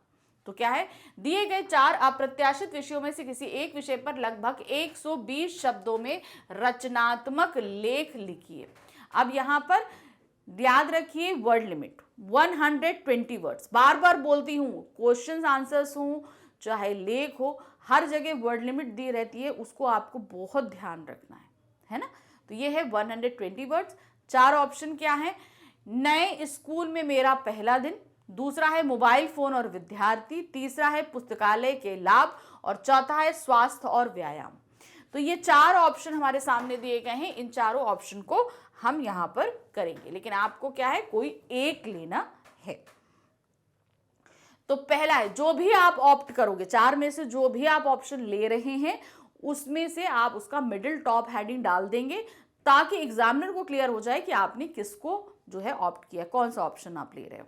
तो सबसे पहले हम लिख रहे हैं नए स्कूल में मेरा पहला दिन। तो आप सभी स्कूल जाते हो, जब भी आप नए स्कूल में गए हो, आपको पहला दिन याद हो, तो आप उसे यहाँ पर लिख सकते हैं। कैसे लिखेंगे, ये तरीका देखिए। मेरे नए स्कूल का नाम शहीद भगत सिंह मॉडल स्कूल है। मैंने इसी वर्ष इस स्कूल में प्रवेश लिया है। मैं 9वीं कक्षा का छात्र हूँ। मुझे इस स्कूल में पढ़ते हुए 8 महीने हो गए हैं, किंतु मुझे आज भी स्कूल में पहला दिन अच्छी तरह याद है। नए स्कूल में मेरा पहला दिन बड़ा ही रोमांचक एवं यादगार था। मेरे पिताजी ने मुझे नई ड्रेस, बैग और किताबें खरीद कर दी थी। मैं पहली बार बस में बैठकर स्कूल गया था। पहली बार बस में बैठकर मुझे बहुत अच्छा लगा। स्कूल जाते ही हम प्रार्थना सभा में पहुंच गए। प्रार्थना सभा में स्कूल के प्रधानाचार्य ने नए छात्रों का स्वागत किया। उन्होंने हमें जीवन में निरंतर आगे बढ़ते रहने की प्रेरणा दी। इसके बाद स्कूल के पुराने छात्रों ने नए छात्रों का स्वागत किया। उन्होंने मुझे पुस्तकालय, कंप्यूटर कक्ष, कैंटीन तथा खेल का मैदान दिखाया। पहले दिन ही कक्षा में नए मित्र बन गए। मैंने उनके साथ कैंटीन में चाय पी। खेल के पीरियड में मैंने अपने मित्रों के साथ क्रिकेट मैच खेला। छुट्टी होने पर पंक्तिबद्ध होकर बस में बैठ गए और हंसते हंसते घर चले आए। सचमुच नए स्कूल में मेरा पहला दिन बहुत यादगार रहा। तो देखिए, पहला दिन बहुत मुश्किल होता है हर बच्चे के लिए एक नई जगह पर जाकर करना, लेकिन यहाँ पर उन्होंने ये हुआ। और देखिए, इसको हमने पूरी वर्ड लिमिट के अंदर लिख दिया, ये आपको ध्यान रखना है, वर्ड लिमिट के अंदर काम करना। दूसरा ऑप्शन है मोबाइल फोन और विद्यार्थी। हम सभी मोबाइल फोन से परिचित हैं और हम खुद स्टूडेंट्स हैं, तो इस पे जो है बहुत आसानी से आप लोग लिख सकते हो। आज का युग संचार क्रांति का युग है। इस युग में मोबाइल हम सब की जिंदगी का प्रमुख हिस्सा बन गया है। आज मोबाइल ने प्रत्येक क्षेत्र में क्रांति ला दी है। समाज में प्रत्येक व्यक्ति अपनी अपनी आवश्यकता के अनुसार इसका लाभ उठा रहा है। आज विद्यार्थी वर्ग में मोबाइल अधिक प्रसिद्ध है। स्कूल, कॉलेज, विश्वविद्यालय, हर स्तर के विद्यार्थी की पहली पसंद मोबाइल है। आज मोबाइल का प्रयोग केवल परस्पर बातचीत के लिए नहीं किया जाता। हम सभी जानते हैं कि ये बातचीत के लिए ही इजाद हुआ था, लेकिन इसके अलावा भी हम इससे बहुत कुछ करते हैं। आजकल हम मोबाइल के बिना कुछ सोच नहीं सकते, क्योंकि सभी कुछ हमारा मोबाइल पे देखिए, पढ़ाई से लेकर लिखाई तक, आप टिकट बुकिंग हो, खाना मंगाना हो, कहीं पर कुछ ग्रोसरी हो, मेडिसिन मंगाना हो, कुछ भी हो, सभी कुछ हम कर लेते हैं, है ना। बल्कि विद्यार्थी इसका प्रयोग इंटरनेट, ईमेल, चैटिंग आदि के लिए भी करते हैं। इससे घर बैठे इंटरनेट के माध्यम से संसार के किसी भी कोने की जानकारी ले सकते हैं। अब देखिए, हमें बहुत सारे प्रोजेक्ट्स बनाने होते हैं, कुछ भी होता है, हमें नॉलेज चाहिए होती है, तुरंत हम जो है मोबाइल खोल के पता कर लेते हैं ना कि भाई ये चीज़ कहाँ है, कब बनी थी, या इसका किस सन में निर्माण हुआ था, या कहाँ युद्ध हुआ था, जो कुछ भी हमें जानना चाहते हैं हम तुरंत ही मोबाइल से पता कर लेते हैं। विद्यार्थी अपनी मनचाही सामग्री को डाउनलोड भी कर सकते हैं, इससे प्रिंट भी निकाल सकते हैं। आज मोबाइल जीवन के लिए जितना उपयोगी है उतना हानिकारक भी है। कुछ विद्यार्थी ऐसे भी हैं जो मोबाइल का दुरुपयोग भी करते हैं। ये व्यर्थ में ही घंटों गप्पे हाँकते रहते हैं, एक दूसरे को संदेश भेजने में समय गंवाते हैं, वे चैट करके अपना समय नष्ट करते हैं। ऐसे विद्यार्थियों को मोबाइल की उपयोगिता समझनी चाहिए, इसका दुरुपयोग ना करके केवल सदुपयोग करना चाहिए। तो मोबाइल जहां हमारे लिए बहुत हेल्पफुल है, तो हम लोग कहीं इसके चक्कर में पड़ के देखिए, रात रात भर के बहुत से लोग देखिए मोबाइल में बैठे रहते हैं, फालतू की चैटिंग, फालतू की बातें, इधर उधर सर्चिंग करना, सर्फिंग करना, ये सारे काम होते रहते हैं। तो ये क्या है, आप अपना टाइम वेस्ट करें। आप एक स्टूडेंट हैं, आपका मोस्टली टाइम आपकी स्टडीज के लिए होना चाहिए। थर्ड ऑप्शन हमारे पास में आ रहा है पुस्तकालय के लाभ। पुस्तकालय यानी कि लाइब्रेरी। लाइब्रेरी से हमें क्या क्या फायदे हैं। ये पुस्तकालय ज्ञान का अद्भुत भंडार है। पुस्तकालय ज्ञान का वह मंदिर होता है जहां हम विभिन्न विद्वानों, महापुरुषों, लेखकों, साहित्यकारों आदि के विचारों को पढ़कर ज्ञान प्राप्त कर सकते हैं। जिस तरह जीवन के लिए शुद्ध हवा, भोजन, जल की जरूरत होती है, उस तरह ज्ञान प्राप्ति के लिए उत्तम पुस्तकों की भी आवश्यकता होती है। भाई, हमारे मन को भी तो शुद्धिकरण चाहिए ना, तो उसके लिए भी शुद्ध हवा चाहिए। तो वो शुद्ध हवा हमें क्या होता है, ज्ञान होता है। जैसे शरीर में हमें शुद्ध हवा चाहिए, स्वास्थ्य पोषण चाहिए स्वास्थ्य के लिए, तो इसीलिए मन के और दिमाग के शुद्धिकरण के लिए हमें अच्छी किताबें चाहिए होती है। पुस्तकालय में अनेक विषयों की पुस्तकें होती हैं। पुस्तकालय का मानव जीवन में बहुत लाभ है। इससे हम धार्मिक ज्ञान प्राप्त कर सकते हैं, इससे व्यवहारिक ज्ञान ले सकते हैं, इससे बड़े बड़े वैज्ञानिकों के बारे में पढ़ सकते हैं, इससे संत कबीर, सूरदास, तुलसीदास, दादू दयाल आदि कवियों के बारे में जानकारी प्राप्त कर सकते हैं। इससे हमें भारतीय ही नहीं बल्कि विश्व इतिहास का ज्ञान होता है। पुस्तकालय से हमें अपनी प्राचीन संस्कृति, सभ्यता तथा परंपराओं का ज्ञान मिल सकता है। इससे कला संस्कृति की विस्तृत जानकारी प्राप्त हो सकती है। यदि हम पुस्तकालय का सदुपयोग करें तो यह हमारे जीवन में वरदान सिद्ध हो सकता है। हमें पुस्तकालय में शांत होकर ज्ञान प्राप्त करना चाहिए। तो ये मानिए कि लाइब्रेरी ऐसी जगह है जहां आप बैठे हुए हैं और चारों तरफ आपके पुस्तकों का जो भंडार है वो ज्ञान का भंडार है। आप जो कुछ चाहें वहां ले जाकर पढ़ सकते हैं, वहां पर पढ़ सकते हैं। तो ये क्या देता है आपको, अथाह ज्ञान देता है, इतना ज्ञान जिसकी कोई अंत नहीं है। ठीक है, अब आते हैं हमारा फोर्थ ऑप्शन। फोर्थ ऑप्शन है स्वास्थ्य और व्यायाम, हेल्थ एंड एक्सरसाइज। ये चीज के बारे में आपको बताना है। हेल्दी रहने के लिए एक्सरसाइज बहुत जरूरी होती है, हम सभी जानते हैं। तो क्या है, यह बात सच है कि स्वस्थ शरीर में ही स्वस्थ मस्तिष्क का वास होता है। स्वास्थ्य ही सबसे बड़ी संपत्ति है। स्वास्थ्य और व्यायाम का अटूट संबंध है, क्योंकि स्वास्थ्य व्यायाम पर ही आधारित होता है। यानी कि हमारा स्वास्थ्य किस पे? एक्सरसाइज पे। अब जैसे बहुत से लोग कहते हैं कि भाई हम एक्सरसाइज करें, अरे आप वॉक कर रहे हैं, आप घर के कुछ काम करें तो भी आप फिजिकली एक्टिव हो, कि मतलब आप काम कर रहे हो, तो ये भी आपका एक एक्सरसाइज है। आप वॉकिंग करते हैं, मॉर्निंग वॉक करते हैं, लोग इवनिंग वॉक करते हैं, तो ये भी क्या एक तरह की एक्सरसाइज है। अच्छा स्वास्थ्य केवल नियमित व्यायाम से ही प्राप्त होता है। मनुष्य जीवन में व्यायाम का बहुत महत्व होता है। जवानी में ही नहीं बल्कि बुढ़ापे में भी शरीर को व्यायाम से स्वस्थ रख सकते हैं। स्वस्थ जीवन सदा निरोगी रहता है। अगर हम हेल्दी हैं तो हमारे पास ज़्यादा जो है बीमारियां नहीं आने पाएंगी। व्यायाम करने से हमारा शरीर स्वस्थ रहता है और रोगों से लड़ने की शक्ति बढ़ती है। नियमित व्यायाम से शरीर सुंदर और शक्तिशाली बनता है। इससे तन मन में कभी आलस्य नहीं आता, सदा चुस्ती फुस्ती पूर्ति बनी रहती है। देखिए, अगर आप सुबह एक दिन है जल्दी उठ के आप अगर वॉक ही करिए, आप थोड़ा देर वॉक करिए या रनिंग करिए, तो देखिए आप पूरे दिन कितना फुर्ती में महसूस करेंगे। हमें अपना स्वास्थ्य ठीक रखने के लिए नियमित व्यायाम करना चाहिए। सुबह शाम सैर करनी चाहिए, योगा भी करना चाहिए। संभवतः अच्छे स्वास्थ्य के लिए व्यायाम बहुत जरूरी है। स्वस्थ शरीर का व्यायाम ही मूल आधार है।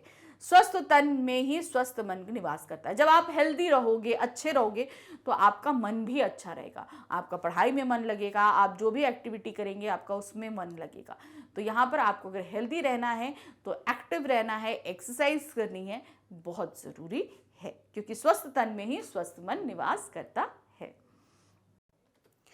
अब हमारे पास है क्वेश्चन नंबर 8। क्वेश्चन नंबर 8 में क्या है, किन्हीं दो प्रश्नों के उत्तर लगभग 60 शब्दों में आपको देने हैं। तो वर्ड लिमिट हमेशा, मैं हर जगह बोलती हूँ कि वर्ड लिमिट्स को हमेशा ध्यान रखना है। जो भी वर्ड लिमिट दी जा रही है उतने तक ही सीमित रहिए, उससे ज़्यादा बढ़ने की कोशिश मत कीजिए और ना ही उससे कम होने की कोशिश कीजिए।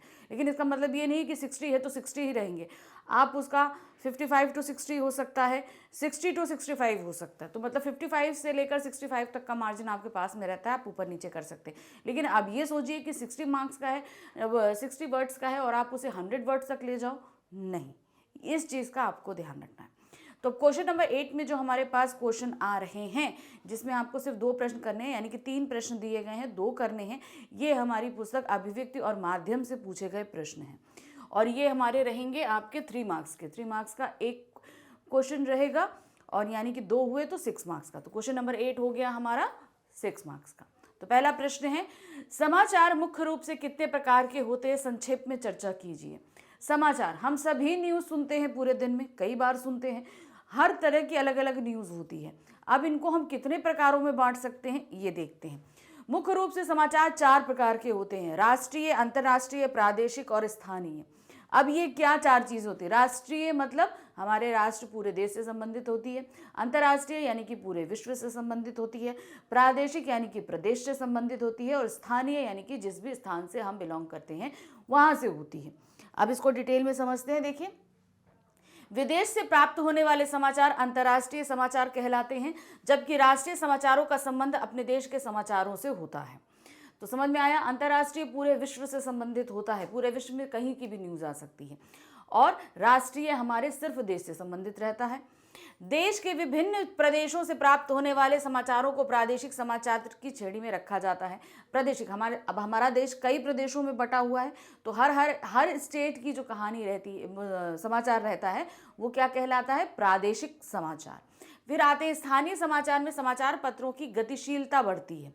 स्थानीय समाचार पत्र के प्रकाशन स्थान या उसके आसपास के क्षेत्र से संबंधित खबरों के समूह को कहते हैं। तो मतलब मान लीजिए अगर कोई समाचार आपका दिल्ली से छप रहा है तो उसमें एक होगा कि सिर्फ दिल्ली से संबंधित ही खबरें आएंगी, तो वो जो दिल्ली से संबंधित खबरें रहेंगी वो क्या कहलाएंगी? स्थानीय खबरें। इसी तरह किसी भी शहर में या जहाँ भी छप रहा है, जहाँ पे भी वो अखबार का ऑफिस है, वहाँ की जो खबरें छप रही हैं वो स्थानीय समाचार की कैटेगरी में आती हैं।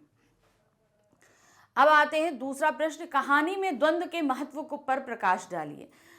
कहानी में द्वंद्व बहुत आवश्यक होता है, क्योंकि द्वंद्व ही कहानी को आगे लेकर जाता है, वही रोचक बनाता है और उसी के कारण जो है समापन, जो अंत है वो डिसाइडेड होता है। तो बहुत ज़्यादा इंपॉर्टेंट होता है द्वंद्व। द्वंद्व मतलब जहाँ पर भाई कहानी हमेशा सुखद से शुरू होगी, तो मध्य भाग जो हमारा रहता है वो द्वंद्व का होता है। धीरे धीरे कहानी चरमोत्कर्ष पर पहुंच जाती है। तो क्या है, कहानी में द्वंद्व के तत्व का होना आवश्यक है। द्वंद्व कथानक को आगे बढ़ाता है तथा कहानी में रोचकता को बनाए रखता है, यानी कि इंटरेस्ट, हमारा इंटरेस्ट बनाए रखता है। द्वंद्व दो विरोधी तत्वों का टकराव या किसी की खोज में आने वाली बाधाओं, अंतर द्वंद्व के कारण पैदा होता है। कहानी की यह शर्त है कि वह नाटकीय ढंग से अपने उद्देश्य को पूर्ण करते हुए समाप्त हो जाए।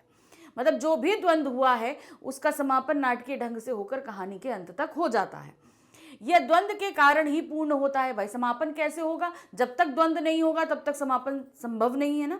वही चीज, कहानीकार अपने कथानक में द्वंद्व के बिंदुओं को जितना स्पष्ट रखेगा, कहानी भी उतनी ही सफलता से आगे बढ़ेगी। अतः स्पष्ट है कहानी में द्वंद्व का अत्यधिक महत्व है। तो कहा जो भी द्वंद्व हो, जैसे कोई भी आप मूवी देखते हो तो मूवी भी क्या होती है, कथा से पटकथा में बदली जाती है और उस पर हम लोग मूवी देखते हैं। मूवी में देखिए हमेशा क्या होता है, बड़ा सब कुछ अच्छा है, सब कुछ अच्छा अच्छा शुरू हुआ और मध्य भाग आते आते कहानी में बहुत सारे द्वंद्व शुरू हो जाते हैं। किसी का टकराव है, कहीं कुछ है, कोई समस्या, जो भी समस्या कहानी में दिखाई जा रही है वो खड़ी हो जाती है और कहा जो हमारी मूवी एंड होती है तब तक उस कहानी का अंत हो चुका होता है। तो वो जो मध्य भाग होता है वो किसका होता है, द्वंद्व का भाग होता है। अगर द्वंद्व नहीं होगा तो क्या आपको मूवी इंटरेस्टिंग लगेगी, कभी नहीं लगेगी। इसलिए द्वंद्व का कहानी में होना अत्यधिक महत्वपूर्ण है। नेक्स्ट आते हैं, किसी भी दैनिक समाचार पत्र में राजनीतिक खबरें ज्यादा स्थान क्यों घेरती हैं, इस पर संक्षिप्त टिप्पणी लिखिए। जो पॉलिटिक्स रिलेटेड न्यूज़ होती है वो ज़्यादा कवर करती है एरिया किसी भी न्यूज़पेपर में। अब आपको बताना है क्यों। राजनीतिक घटनाओं पर समाचार पत्रों की नज़र होती है, वे इन्हें सुर्खियां प्रदान करते हैं। इसके प्रति रोचकता तथा संवेदनशीलता पैदा करने का कार्य भी समाचार पत्रों का ही होता है। अब क्या होता है, क्यों घेरती है, तो देखिए इसमें यहाँ पर दे दिया है, हम आसान शब्दों में आपको समझाते हैं। राजनीति से जो राजनीतिक पार्टियां हैं या जो राजनीतिक खबरें हैं, इससे हमारा देश डायरेक्टली या इनडायरेक्टली हर एक तबका जुड़ता है। कोई भी तबका हो सभी जुड़ता है। भाई उच्च वर्ग हो, मध्यम वर्ग हो, निम्न वर्ग हो, सभी कहीं ना कहीं जो है इससे इफेक्ट होते हैं। और लोग पढ़ना भी इसके बारे में जानते हैं क्योंकि सब हमने बताया ना, डायरेक्ट या इनडायरेक्टली सभी इफेक्ट होते हैं। तो लोग इस बारे में पढ़ना भी चाहते हैं। तो जब पढ़ना चाहते हैं तो समाचार पत्र क्या करते हैं, इनको ज़्यादा रोचक बनाकर हमारे सामने प्रस्तुत करते हैं, यानी कि इसके बारे में ज़्यादा खोजबीन करते हैं और इन खबरों को ज़्यादा जगह देते हैं समाचार पत्रों में।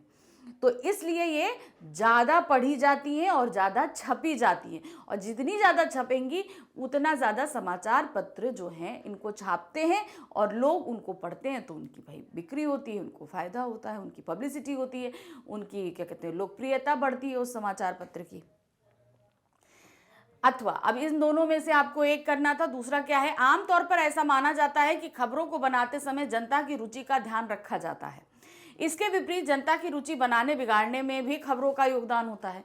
अब देखिए यहाँ दो चीज़ें रखी गई हैं कि अखबारों में जो है जो जितनी भी जनता होती है उसकी रुचि में ध्यान रखकर खबरें छापी जाती हैं, ठीक है। मगर दूसरा ही एक मत ये भी है कि जनता की रुचि को बनाने और बिगाड़ने का काम भी समाचार पत्र करता है। अब तो ये विपरीत चीज़ें हैं, इसके बारे में आपको यहाँ देना है। क्या है, यदि जनसंचार माध्यम जन रुचि का ख्याल नहीं करते तो उनके प्रति जनता का रुझान कम हो जाता है। समाचारों में अशुद्धियां तथा उच्चारण की गलतियों से भी जनता की रुचि उक्त जनसंचार माध्यम में कम हो जाती है। अब देखिए यहाँ पर दो बताया, पहला क्या है, रुचि का ध्यान रखना और रुचि को बनाने और बिगाड़ने का खबर में योगदान। तो दोनों ही चीज़ों में जनता कहीं ना कहीं इफेक्ट हो रही है। अब ये इफेक्शन कैसे इन्होंने बताया, जैसे यहाँ पहले उन्होंने बताया जनसंचार माध्यम में रुचि का ख्याल नहीं करते।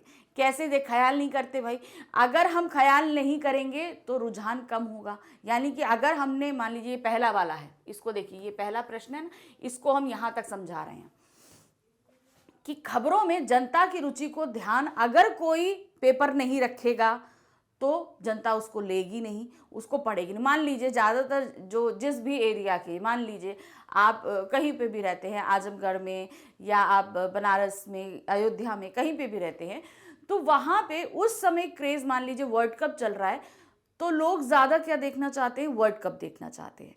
अब अगर कोई अखबार इससे रिलेटेड खबर नहीं छापेगा तो क्या होगा? क्या उसका अखबार लेकर पढ़ा जाएगा? कोई नहीं पढ़ना चाहेगा, उसकी बिक्री बंद हो जाएगी। तो अगर क्या कहते हैं, किसी भी जनसंचार माध्यम, हम सिर्फ अखबार की बात नहीं कर रहे हैं, आप इंटरनेट पे आ जाइए, आप रेडियो पे आ जाइए, किसी भी जनसंचार माध्यम पे आ जाइए, अगर उस समय वर्ल्ड कप चल रहा है उससे रिलेटेड खबरें अगर किसी में भी नहीं आएंगी तो आप वो माध्यम देखना या सुनना बंद कर देंगे। तो इसलिए रुचि का ध्यान रखा जाता है। अब दूसरे क्वेश्चन पे आते हैं, इसके विपरीत जनता की रुचि बनाने बिगाड़ने पे भी खबरों का योगदान होता है। अब यहाँ पे क्या होता है, मान लीजिए जैसे हमने बोला वर्ल्ड कप, अब समाचार पत्र अगर वर्ल्ड कप से रिलेटेड खबर छापता है और उसमें अगर वो इस तरीके से माहौल बनाता है, किसी एक टीम की तरफ किसी रुझान की, उसकी अच्छी अच्छी बातें निकाल के रखता है, तो आपका रुझान क्या होगा, उस टीम की तरफ झुक जाएगा। तो यहां पर दोनों ही काम अखबारों द्वारा होता है और आप इससे कहीं ना कहीं जो है जाने अनजाने इफेक्ट भी हो जाते हैं। मतलब आपकी रुचि वर्ल्ड कप पे है तो वर्ल्ड कप की खबरें वो छापेगा, लेकिन साथ ही साथ वो अपने हिसाब से आपकी रुचि को भी बिल्डअप कर देगा। जिस भी वो टीम को चाहता है या पसंद करता है तो उसकी अच्छी बातें आपके लिए निकाल के रखेगा, तो आपका रुझान भी उस टीम की तरफ बढ़ जाएगा। तो ये जो है अखबार वाले बहुत ही चतुराई से काम करते हैं। कोई भी जनसंचार माध्यम ले लीजिए, ये काम बहुत ही अच्छे से करते हैं। नेक्स्ट आते हैं, निम्नलिखित 3 में से किन्हीं 2 प्रश्नों के उत्तर लगभग 80 शब्दों में हमें देने हैं। अभी हमारी बुक से हम कर रहे थे अभिव्यक्ति और माध्यम से, इसमें हमसे 3 में से 2 प्रश्न करने थे 60 शब्द में, यानी कि 60 शब्दों में उत्तर देने थे। अब वही अभिव्यक्ति माध्यम से हमें 80 शब्दों में उत्तर देने हैं। ये हमारा रहेगा 4 मार्क्स का एक क्वेश्चन, 2 करने हैं। देखिए क्या है, समाचार के विभिन्न तत्वों में से किन्हीं 3 पर विचार कीजिए। अब आपको 3 के बारे में बताना है, कोई भी जितने भी तत्व होते हैं उनमें से कोई भी आप 3 बता दीजिए। विभिन्न घटनाओं, समस्याओं, प्रतिक्रियाओं पर जब अपने विचार प्रतिक्रिया दी जाती है, परंतु किसी भी घटना, समस्या, विचार आदि का समाचार बनना तभी संभव होता है जब उसमें समाचार के तत्व सम्मिलित हों। अब क्या होता है, कोई भी खबर हो, हर खबर समाचार नहीं बनती, उसमें कुछ चीज़ों का होना ज़रूरी है, वो होते हैं समाचार के तत्व। जब तक वो शामिल नहीं होंगे तब तक कोई खबर समाचार नहीं बनती है। अब उनमें से हम देखिए 3 तत्व के बारे में आपको बता रहे हैं। समाचार के निम्नलिखित तत्वों में से सिर्फ 3 तत्व बता रहे हैं। पहला है नवीनता, जो भी खबर होगी उसमें नवीनता होनी, यानी कि नयापन होना ज़रूरी है, तभी वो बार बार पुरानी खबरें जो हैं वो काम नहीं करती हैं। क्या है, समाचार में नवीनता का होना अत्यंत आवश्यक होता है। घटना, विचार आदि जितने नए व ताज़ा होंगे उतने ही समाचार बनने की संभावना बढ़ जाएगी। समाचार का समयानुकूल प्रेषित करना जरूरी है। दैनिक समाचार पत्र की अपनी डेडलाइन यानी समय सीमा होती है। प्रायः समाचार पत्र में रात 12 बजे तक के ये समाचार कवर किए जाते हैं। तो आपको समाचार समझ में आया, जब तक उसमें नयापन नहीं होगा वो समाचार नहीं बनेगा। अब ये समाचार की नवीनता किस बेसिस पे डिसाइड करती है? कोई भी समाचार की अपनी एक डेडलाइन होती है।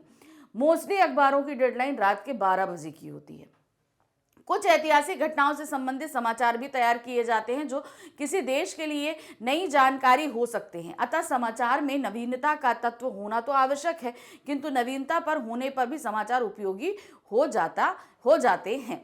तो अब यहाँ पर इन्होंने क्या बताया कि बहुत से समाचार ऐसे होते हैं जो ऐतिहासिक होते हैं। अब ऐतिहासिक तो मतलब हो गए पुराने। अब तो क्या हम पुरानी खबरें नहीं छाप सकते? नहीं, आप छाप सकते हैं, लेकिन इन ऐतिहासिक खबरों में भी थोड़ी नवीनता लाकर, शब्दों का हेर फेर कर भाई खबर तो वही रहेगी ऐतिहासिक खबर में, लेकिन हम थोड़ा सा हेर फेर करके उनको दोबारा छाप सकते हैं, यानी कि नवीन बना सकते हैं। फिर आते हैं दूसरा तत्व, क्या है? निकटता। पाठक, श्रोता, दर्शक अपने क्षेत्र की निकटवर्ती उन घटनाओं, जानकारियों को प्राप्त करना चाहते हैं जो उनके करीब होती हैं। अपने आसपास के क्षेत्र, राज्यों की जानकारी को प्राप्त करने के लिए पाठक, श्रोता अथवा दर्शक उत्सुक रहता है।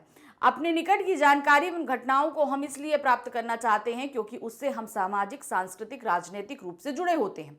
अतः समाचार में निकटता का तत्व महत्वपूर्ण है। अब निकटता क्या बताया? हम जिस भी क्षेत्र में रहते हैं, हम जिस भी प्रदेश में रहते हैं, हमें उसकी खबरें पढ़ने में ज़्यादा इंटरेस्ट होता है। क्यों? क्योंकि ये खबरें हमें कहीं ना कहीं राजनीतिक, सांस्कृतिक या सामाजिक रूप से हमारे क्षेत्र से हमें जोड़े रखती हैं। तो जिस भी क्षेत्र से हैं उससे हमारी निकटता बनाए रखने का या उससे निकटता बनाए रखने वाली खबरें हमारे लिए ज़्यादा इंपॉर्टेंट होती हैं। इसलिए इस तत्व को बहुत महत्वपूर्ण माना जाता है। नेक्स्ट आते हैं प्रभाव। जिस घटना का प्रभाव व्यक्ति के जीवन पर सीधा पड़ता है उस घटना के समाचार बनने की संभावना अधिक होती है। जो घटना अथवा समस्या पाठक, दर्शक, श्रोता के आसपास के क्षेत्र एवं जीवन से संबंध रखती है तथा उसके जीवन पर सीधा प्रभाव डालती है, उससे संबंधित जानकारी को प्राप्त करने के लिए उसकी स्वाभाविक इच्छा होती है। सरकार का कोई निर्णय यदि ये सीमित लोगों को प्रभावित एवं लाभान्वित करता है तो यह बड़ा समाचार नहीं होगा। अब देखिए, कोई भी सरकार द्वारा डिसीजन लिया जाए या कोई भी खबर ऐसी हो जो हम पे डायरेक्ट जो है असर डालेगी, तो वो क्या होती है, वो तुरंत ही सुर्खियां बनती हैं। तो ऐसे समाचार बहुत ज़्यादा इफेक्टिव होते हैं और लोग इनको पढ़ना भी चाहते हैं। अब आप ऐसे समझ लीजिए, जब देश का बजट निकलता है मार्च में, तो क्या होता है, उस समय पूरा बजट डिटेल में जिस दिन भी पारित होता है उसके दूसरे दिन डिटेल में आपके न्यूज़पेपर में आ जाता है। तो ये खबर जो बजट से रिलेटेड होती है ये सभी पढ़ना चाहते हैं, तो समाचार पत्र इनको सबसे ज़्यादा डिटेल में छापते हैं। क्यों? क्योंकि ये सब पर असर डाल रहे हैं और सब लोग पढ़ेंगे। इसी तरीके से कोई भी, जैसे आप जिस भी स्टेट में रहते हैं, अगर उस स्टेट को लेकर अगर कोई रूल सरकार द्वारा बनाया गया है या कुछ भी बनाया गया है, खासतौर से देखिए स्कूलों से संबंधित अगर कोई चीज़ होगी तो पेरेंट्स ज़्यादा पढ़ेंगे, है ना। तो कोई अगर ऐसा नियम बना है या कोई टाइमिंग चेंज हुई है स्कूल की या कुछ भी ऐसा कुछ होता है, तो वो खबर अगर पेपर में आती है तो वो जो है मोस्टली भाई ज़्यादातर जनता जो है पेरेंट्स होती है, तो वो उनको ज़रूर पढ़ेगी। तो ऐसी खबरें जो हम पर प्रभाव डालती हैं वो ज़्यादा पढ़ी जाती हैं, इसलिए वो जो है हेडलाइंस में भी डाल दी जाती हैं। दूसरा प्रश्न आते हैं, नाटक लेखन में किन तत्वों का होना अनिवार्य है, किन्हीं तीन पर विचार करिए। अब यहाँ पर क्या है, नाटक लेखन में कौन से तत्व अनिवार्य है, किसी तीन के बारे में हमें बताना है। तो नाटक लेखन के निम्नलिखित तत्वों का होना अनिवार्य है। पहला है कथानक, कथ्य या कथानक। देखिए, कथ्य और कथानक के बिना हम कहानी शुरू ही नहीं कर सकते। कहते हैं ना, कोई भी घर बनाने से पहले हमें एक छोटा सा नक्शा बनाना पड़ता है कि भाई हम ड्राइंग रूम यहाँ देंगे, बेडरूम यहाँ देंगे, किचन यहाँ देंगे, वॉशरूम यहाँ देंगे, इस तरीके से एक नक्शा बनता है ना। उसी तरीके से कहानी लिखने से पहले भी उसका एक छोटा सा नक्शा बनाया जाता है कि भाई ये कहानी होगी किस पे आधारित या इसमें क्या होगा। तो वही हमारा क्या कहलाता है, कथानक। कथानक को कहानी का प्रारंभिक नक्शा भी कहा जाता है। नाटक के लिए उसका कथ्य जरूरी होता है। नाटक में किसी कहानी के रूप को शिल्प या संरचना के भीतर उसे पिरोना होता है। इसके लिए नाटककार को शिल्प या संरचना की पूरी समझ, जानकारी व अनुभव होना चाहिए। इसके लिए पहले घटनाओं, स्थितियों या दृश्यों का चुनाव कर उन्हें क्रम में रखें ताकि कथा का विकास शून्य से शिखर की ओर हो सके। तो अब कथानक में क्या होता है, कहानी में जो घटनाएं जैसे घट रही हैं उसको हम क्रम में रख देते हैं और फिर उसी को बेस में रख के पूरी कहानी लिखी जाती है। तो इसलिए कहानी में कथ्य या कथानक का होना बहुत आवश्यक होता है। दूसरा तत्व आते हैं संवाद। संवाद यानी कि डायलॉग्स, जो डायलॉग्स बोलते हैं ना कैरेक्टर्स, वो। अब इनको हम एक चीज और कहते हैं, आप लोग थोड़ा कंफ्यूज हो जाते हो, कथोपकथन। संवाद को कथोपकथन भी कहा जाता है। तो अगर कहीं पे कथोपकथन शब्द दिया तो उसका मतलब संवाद यानी कि डायलॉग। नाटक का सबसे महत्वपूर्ण और सशक्त माध्यम उसके संवाद हैं। संवाद ही वह तत्व है जो एक सशक्त नाटक को अन्य कमजोर नाटकों से अलग करता है। संवाद जितने सहज और स्वाभाविक होंगे उतना ही दर्शक के मर्म को छुएंगे। तो संवाद आपके आसान होने चाहिए मगर प्रभावशाली होने चाहिए कि जो भी दर्शक आपके नाटक को देख रहा है उसके ऊपर वो इफेक्ट डाले। खास तौर से जो भी भाषा, जिस भी क्षेत्र में नाटक खेला जा रहा है उसी में ही वो संवाद होने चाहिए, तो लोगों पर ज्यादा असर डालते हैं। तीसरा आते हैं भाषा। भाषा नाटक का प्राण तत्व है। एक अच्छा नाटककार अत्यंत संक्षिप्त तथा सांकेतिक भाषा का प्रयोग करता है। नाटक वर्णित ना होकर क्रियात्मक अधिक होना चाहिए। एक अच्छा नाटक वही होता है जो लिखे गए शब्दों से ज्यादा वह ध्वनित करे जो लिखा नहीं गया है। तो मतलब भाषा तो क्या हुई, मतलब जो हम बोल रहे हैं वो तो सही है, ये तो भाषा में भी सरल और सहज शब्दों का इस्तेमाल करें जो लोगों को समझ में अच्छे से आए। इसके अलावा जो बहुत सी चीज़ें होती हैं जो हम बोल कर नहीं, हम संकेत के माध्यम से या ध्वनि के माध्यम से उनको बताते हैं। तो नाटक लिखते समय इन सांकेतिक भाषा और ध्वनित शब्दों का भी इस्तेमाल बहुत ही सावधानी पूर्वक किया जाना चाहिए, जिससे जो नाटक है वो ज़्यादा प्रभावशाली लगता है।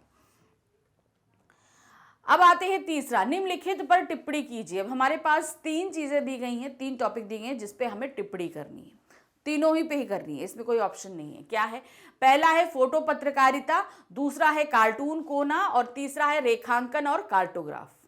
ठीक है, तो एक एक करके हम तीनों चीजें बताते हैं। पहला है फोटो पत्रकारिता। पत्रकारिता के अंतर्गत आजकल फोटो का प्रचलन बहुत अधिक बढ़ गया है।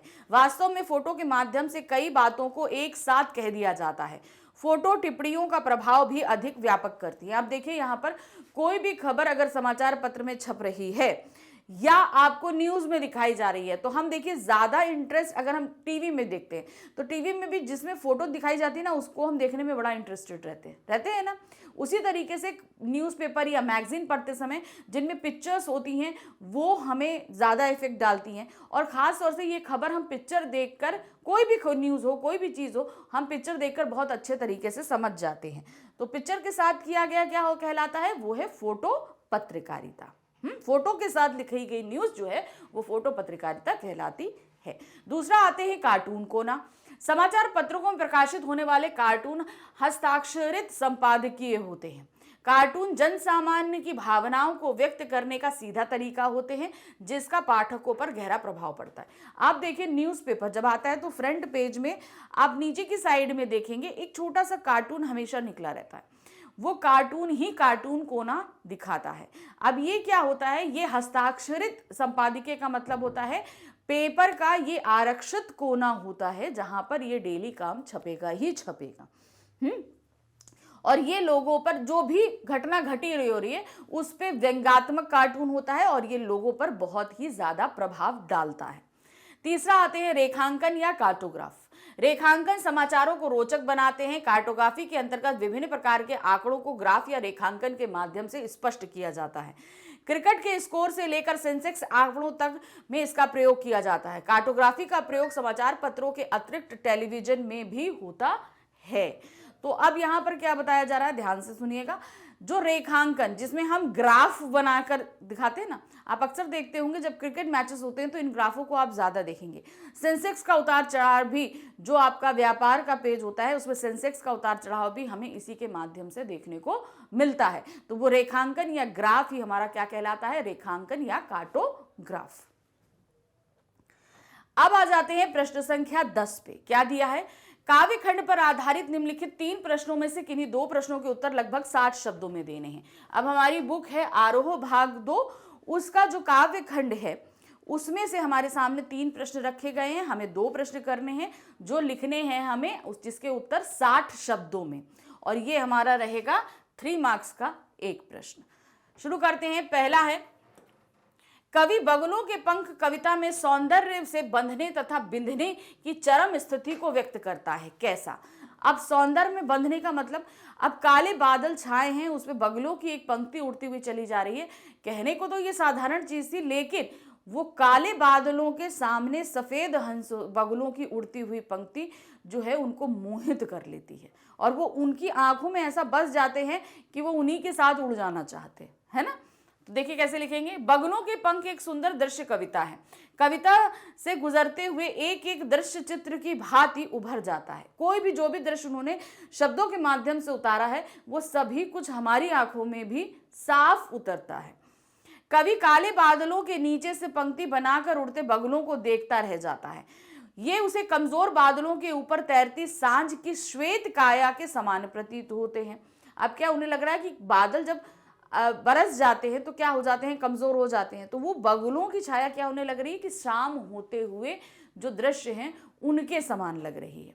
यह दृश्य इतना मोहक है कि कवि इससे अटका सा रह जाता है।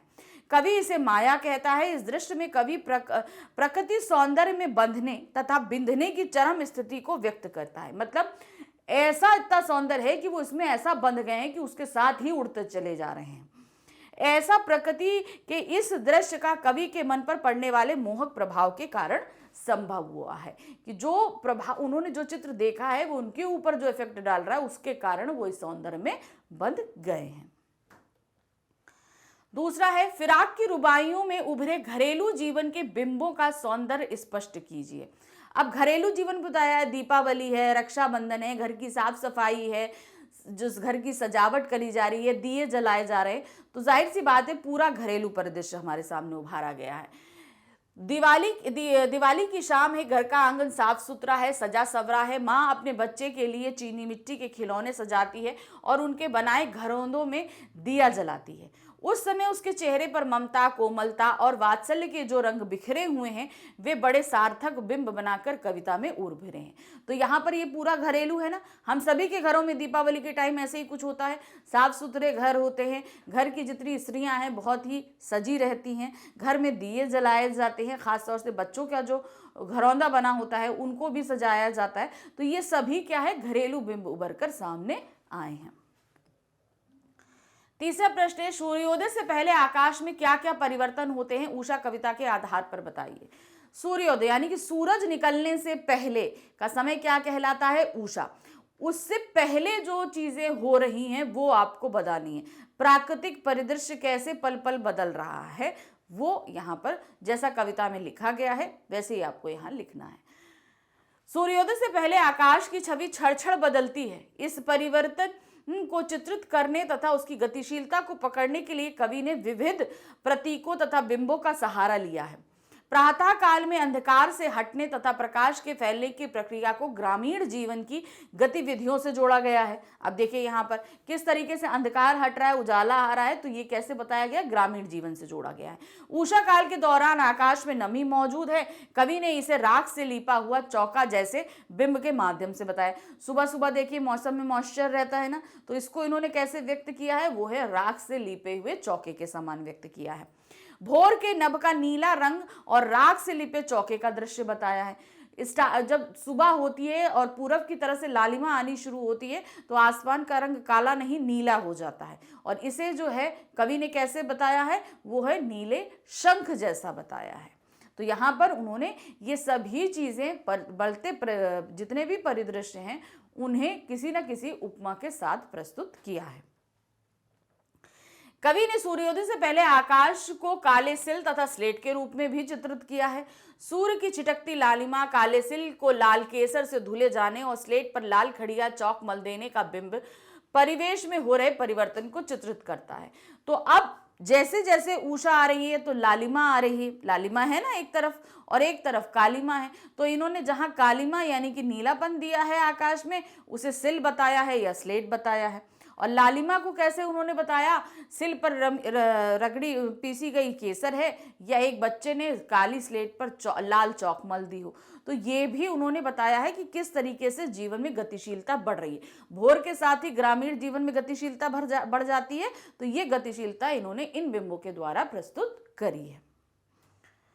नेक्स्ट आते हैं प्रश्न संख्या 11। अब यहाँ 11 पे क्या दिया गया है देखिए, काव्य खंड पर आधारित 3 प्रश्नों में से किन्हीं 2 प्रश्नों के उत्तर लगभग 40 शब्दों में हमें देने हैं। अब क्या दिया है ध्यान रखिएगा। अब यहाँ पर हमारे पास काव्य खंड से जो है फिर से जो प्रश्न आए हैं ये इनके उत्तर हमें 40 शब्दों में देने।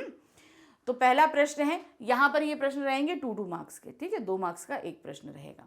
3 है, 2 करने हैं।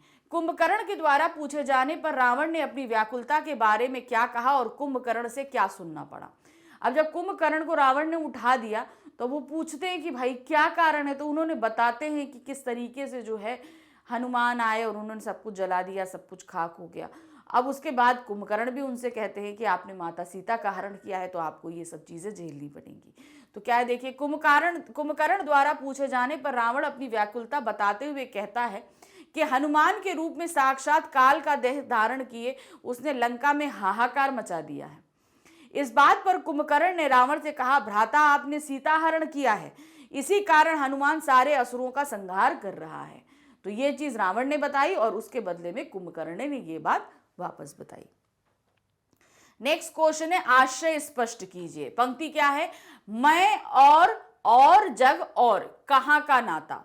अब यहां पर ये पंक्तियां क्यों बोली हैं कवि ने, मैं और जग और कहां का नाता।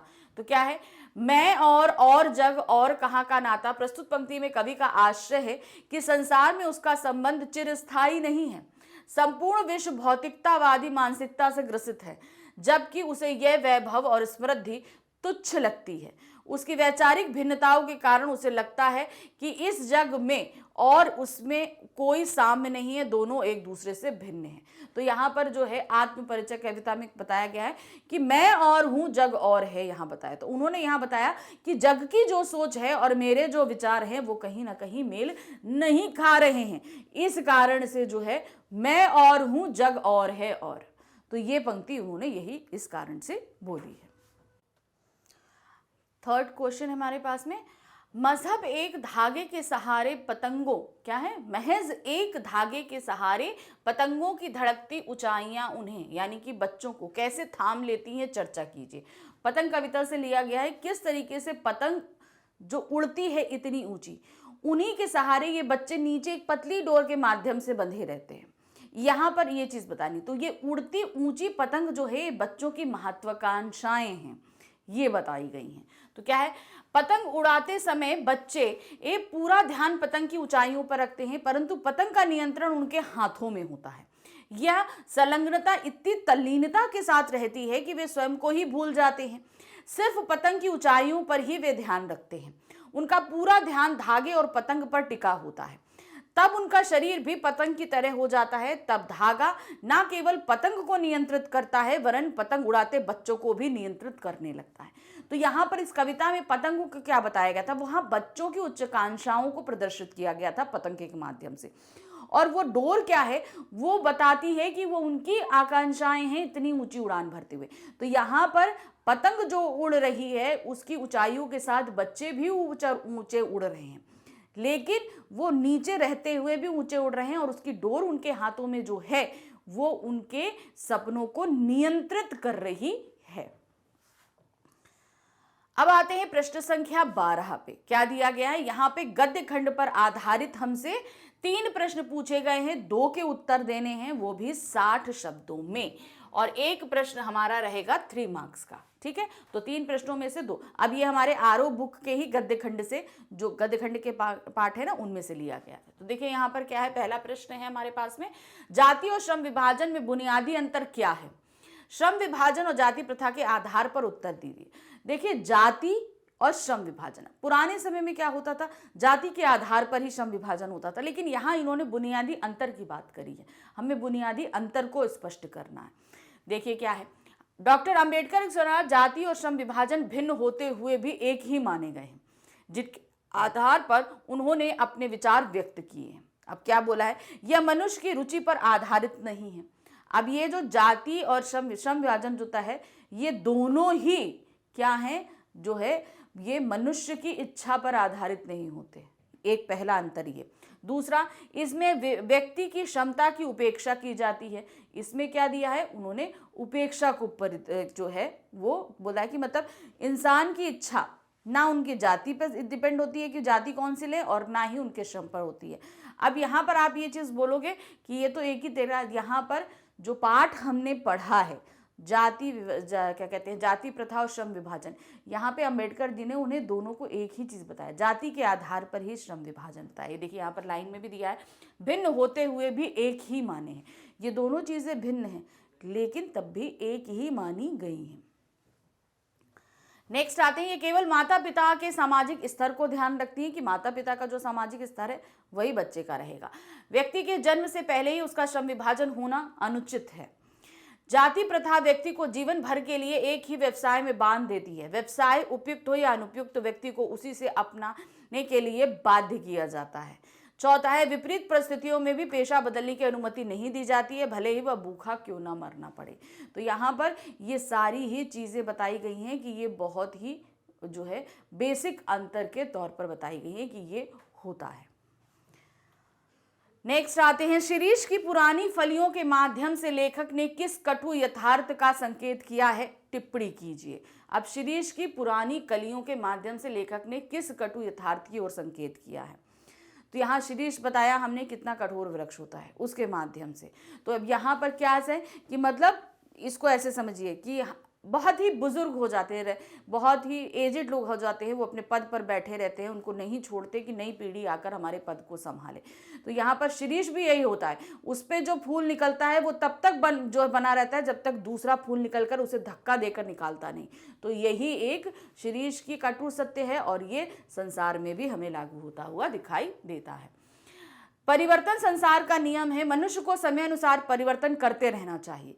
मृत्यु तो अटल है, जो लोग समय के साथ चलते हैं, नए को स्वीकार करते हुए अपने जीवन में आगे बढ़ते हैं, उनको समाज भी अपना मानने लगता है और वे कुछ समय के लिए काल के कोड़ों से भी बचे रहते हैं। इसके विपरीत जो एक ही स्थान पर जमे रहते हैं, उनको दूसरों के द्वारा धक्का दे दिया जाता है। यह स्थिति राजनीतिक, साहित्य तथा संस्थानों में पूर्ण रूप से दिखाई देती है। तो जो परिवर्तन नहीं करते, उन्हें धक्का देकर परिवर्तित किया जाता है, और ये चीज हमने शिरीष के साथ भी देखी है, और समाज में स्थित साहित्य, राजनीतिक और सांस्कृतिक संस्थानों में भी हमने ये चीज देखी कि बुजुर्ग हो जाएंगे मगर अपने पदों पर बैठे रहते हैं, नई जनरेशन के लिए वो पद खाली नहीं करते हैं। पुराने लोग नए जमाने के इस प्रचलन को नहीं पहचान पाते और समाज भी उन्हीं पुराना जीर्ण शीर्ण समझकर अस्वीकार कर देता है। अब क्या है, जो पुराने लोग हैं वो इस परिवर्तन को स्वीकार नहीं करना चाहते कि नई जनरेशन आए, और जो समाज होता है वो इन लोगों को पुराना समझ के समाज से दरकिनार कर देता है, उनकी बात को तवज्जो नहीं देता है। जरा यानी कि वृद्धावस्था और मृत्यु अति परिचित और अति प्रामाणिक सत्य है, जिसे सभी को स्वीकार करते हुए जीवन व्यतीत करना चाहिए, कि हमें स्वीकार करना चाहिए कि यह जीवन है। तीसरा है, बाजार दर्शन के लेखक ने भगत जी का उदाहरण क्यों दिया है, स्पष्ट कीजिए। यहां पर क्या दिया है, भगत जी को बताया है संतुष्टि के तौर पर। भगत जी क्या करते थे, वो चूरन बेचते थे, पूरा दिन चूरन बेचते, और जहां उनका 6 आने का चूरन हो गया उसके बाद वो चूरन बेचना बंद कर देते थे, और जितना बचा हुआ चूरन था वो फ्री बांट देते थे। तो ये क्या था, ये उनके अंदर की संतुष्टि को दिखा रहा था कि मेरे आज की अर्निंग हो गई। वो चाहते तो बहुत ज्यादा कमा सकते थे, लेकिन वो ऐसा नहीं करते थे। उनको था कि 6 आने में हमारा आज का काम चल जाएगा, बस अब इसके बाद मुझे अर्निंग नहीं करनी है। उसके बाद बचा हुआ उनका जितना भी चूरन होता था वो फ्री बांट देते थे। तो यहाँ पर भगत जी के उदाहरण से उन्होंने संतुष्टि व्यक्त करी है। कहने का माध्यम है कि मतलब हम जब बाजार में जाते हैं तो हमें अपने मन को भर के जाना चाहिए। जैसे भगत जी हैं, वो क्या करते थे, अपने मन को भर के जाते थे कि नहीं मुझे 6 आना ही करना है, इससे ज़्यादा नहीं करना है। उसी तरह जब हम बाजार में परचेजिंग करने जाएं तो अपने मन में डिसाइड करके जाएं कि हमें क्या लेना है, तब हम इस बाजार के आकर्षण में फंस नहीं पाएंगे। बाजार दर्शन के लेखक ने भगत जी का उदाहरण देते हुए पाठकों को यह समझाने का प्रयत्न किया है कि किस तरह बाजार के जादू से बचा जा सकता है। बाजार में नकारात्मक प्रभावों को उपभोक्ता भगत जी की तरह बेअसर कर सकता है। मतलब हम चाहें तो जैसे भगत जी उसके आकर्षण से बच सकते हैं, वैसे हम भी बाजार के आकर्षण से बच सकते हैं। भगत जी पर बाजार की चकाचौंध अपना प्रभाव नहीं डाल सकी। वह खुली आंख, तुष्ट मन और मग्न भाव से चौक बाजार में चले जाते और एक छोटी सी पंसारी की दुकान से भी अपना आवश्यकता की चीजें, जीरा एवं नमक खरीदते। उनके लिए अपनी आवश्यकताएं बिल्कुल स्पष्ट है और वे बाजार में भटकते नहीं थे। अब वो यहाँ पर उन्होंने क्या किया कि वो 6 आने का जो चूरन बेचते थे उसके बाद वो और बेचना नहीं चाहते थे, वापस चले जाते थे। इसी तरह उन्होंने भगत जी का एक उदाहरण और पाठ में प्रस्तुत किया है कि जब वो बाजार जाते थे तो उनको पता था कि उन्हें जीरा लेना है, नमक लेना है चूरन के लिए, बनाने के लिए। वो जाते, वो खरीदते और चले आते। तो हमें भी ऐसे ही करना चाहिए। हमें भी बाजार जाते समय क्या करना चाहिए, अपने मन में चीज़ों को भर के जाना चाहिए। हमें डिसाइड एक लिस्ट बना के जानी चाहिए कि भाई हमें आज ये लेना है, ये लेना है, ये लेना है, ये लेना है। हम जब बाजार पहुंचेंगे तो चाहे तमाम आकर्षण हो, हम उसमें बंधने नहीं पाएंगे, क्योंकि हमारा मन, दिमाग क्या डिसाइडेड है कि हमें आज ये लेना है। तो पहले इसकी दुकान में चलो ये खरीदो, फिर वो खरीदो, फिर वो खरीदो, फिर वो खरीदो। तो मतलब जो हमारी लिस्ट डिसाइडेड है हम उसी में रहेंगे, तय रहेगा, और हमारा मन जो है इधर उधर भटकने नहीं पाएगा भगत जी की तरह। यह उनके व्यक्तित्व का एक सशक्त पक्ष है। उनका आचरण निश्चित रूप से बाजार में शांति स्थापित करने में मददगार हो सकता है। ऐसा आचरण करने वाला व्यक्ति ही बाजार से सच्चा लाभ उठा सकता है। अगर हम ऐसा आचरण करेंगे तो हम बाजार का लाभ उठाएंगे, ना कि बाजार हमारा लाभ उठाएगा, तथा बाजार को सच्चा लाभ दे सकता है। संयमित व्यवहार और सुस्थिर मानसिकता के बल पर ही आज का मनुष्य बाजार के शोषण से मुक्त रह सकता है। तो हम जितना संयमित होकर मार्केट में एंटर करेंगे, हम बाजार से उतना ज्यादा लाभ उठा पाएंगे। अब आ गए प्रश्न संख्या 13। ये हमारा प्रश्न पत्र का आखिरी प्रश्न है। इसके अंदर हमसे पूछे गए हैं 3 प्रश्न और हमें करने हैं 2 प्रश्न। तो यहाँ पर जो 2 प्रश्न करने हैं उनके उत्तर हमें देने हैं 40 शब्दों में, और एक प्रश्न रहेगा हमारा 2 मार्क्स का। तो चलिए तीनों प्रश्न देखते हैं। पहला प्रश्न है, लुटन जिस गांव में रहता था उस गांव की स्थिति का वर्णन कीजिए। अब लुटन जिस गांव में रहता था वो बताना है, ठीक है। भाई जिस गांव में उसके माता पिता का देहांत हुआ उसी गांव में उसकी शादी हुई, उसके सास के साथ पला बड़ा सब कुछ। फिर बाद में जब वो वहाँ से निकाल दिया जाता है महल से, तो वहाँ वापस फिर से इसी गांव में आता है। तो वो बताना है, लुट्टन का गांव किसी अमीर गांव की श्रेणी में नहीं आता था, क्योंकि वहाँ सभी लोग पुराने और घास फूस की झोपड़ियों में रहते थे। किसी भी गांववासी के पास पक्का घर नहीं था। सभी मिलजुल कर दिन भर खेत में काम करते या इधर उधर मजदूरी करके अपना जीवन यापन करते थे। इसका सबसे बड़ा अच्छा प्रमाण इस बात से मिलता है कि वे सब मिलकर राज दरबार के इन 3 पहलवानों को दैनिक भोजन भी नहीं दे पाए। तो अब यहाँ पर जब वो निकल के वापस आते हैं तो उनके पास कुछ काम होता नहीं है। 3 पहलवान होते हैं। 3 पहलवान का मतलब भाई हमारे एक लुट्टन सिंह और उनके 2 पुत्र। अब पहलवानों की डाइट भी अच्छी खासी होती है, तो मतलब वहाँ के लोग ज़्यादा अमीर नहीं थे, ठीक ठीक नॉर्मल थे। तो अब क्या होता है, जब आते हैं पहलवान तो इन लोगों को खाना भी शुरू में तो भाई सभी गांव वाले थोड़ा सा खाना देते हैं, लेकिन धीरे धीरे वो खाना कम होने लगता है, क्योंकि भाई अपना पेट पालना मुश्किल है, दूसरे पहलवानों का पेट कहाँ से पालें। तो यहाँ से पता चलता है कि वो ज़्यादा संपन्न लोग नहीं थे। दूसरा प्रश्न है, भक्तिन वाक्पटुता में सब बहुत आगे थी। पाठ के आधार पर उदाहरण दीजिए। मतलब वो अपनी बात को साबित करने के लिए ऐसे ऐसे तर्क देती थी कि कोई उसे हरा नहीं पाता। चाहे रुपयों को छिपाकर रखने की बात हो, चाहे उसके खुद के मुंडन संस्कार की बात हो, हर चीज को वो बहुत ही अच्छी तरीके से लोगों के सामने प्रस्तुत कर सकती थी, और कोई भी उसे तर्कशास्त्र में हरा नहीं सकता था। तर्कशास्त्र का मतलब है आप उससे अगर आर्ग्यूमेंट करोगे तो आप उसको हरा नहीं सकते थे। भक्ति वाक्पटुता में बहुत आगे थी। इसे पाठ में दिए गए इस उदाहरण के आधार पर प्रमाणित किया जा सकता है कि वह जिस बात को मानती थी उसे पूरी शक्ति से कहती थी। जब उससे पूछा गया कि वह इधर उधर रखे पैसों को मटकी में क्यों डालती है, यह तो चोरी है, तो इसका प्रत्युत्तर देते हुए भक्तिन ने कहा, यह तो पैसा संभाल कर रखना है। इसके लिए वह तर्क करने को भी तैयार नहीं थी। उसका कहने का मतलब ये पैसे हमने चुराए नहीं है, इधर उधर पैसे पड़े थे, हमने संभाल के रख दिए, जब जरूरत पड़ेगी तो हम दे देंगे। इसी प्रकार वह अपने केश मुंडन को लेकर भी शास्त्रों का हवाला देती है।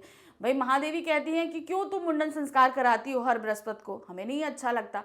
तो वो बोलती है कि नहीं, शास्त्रों में ऐसा लिखा है, और इसके लेकर वो अच्छे अच्छे तर्क प्रस्तुत करती है।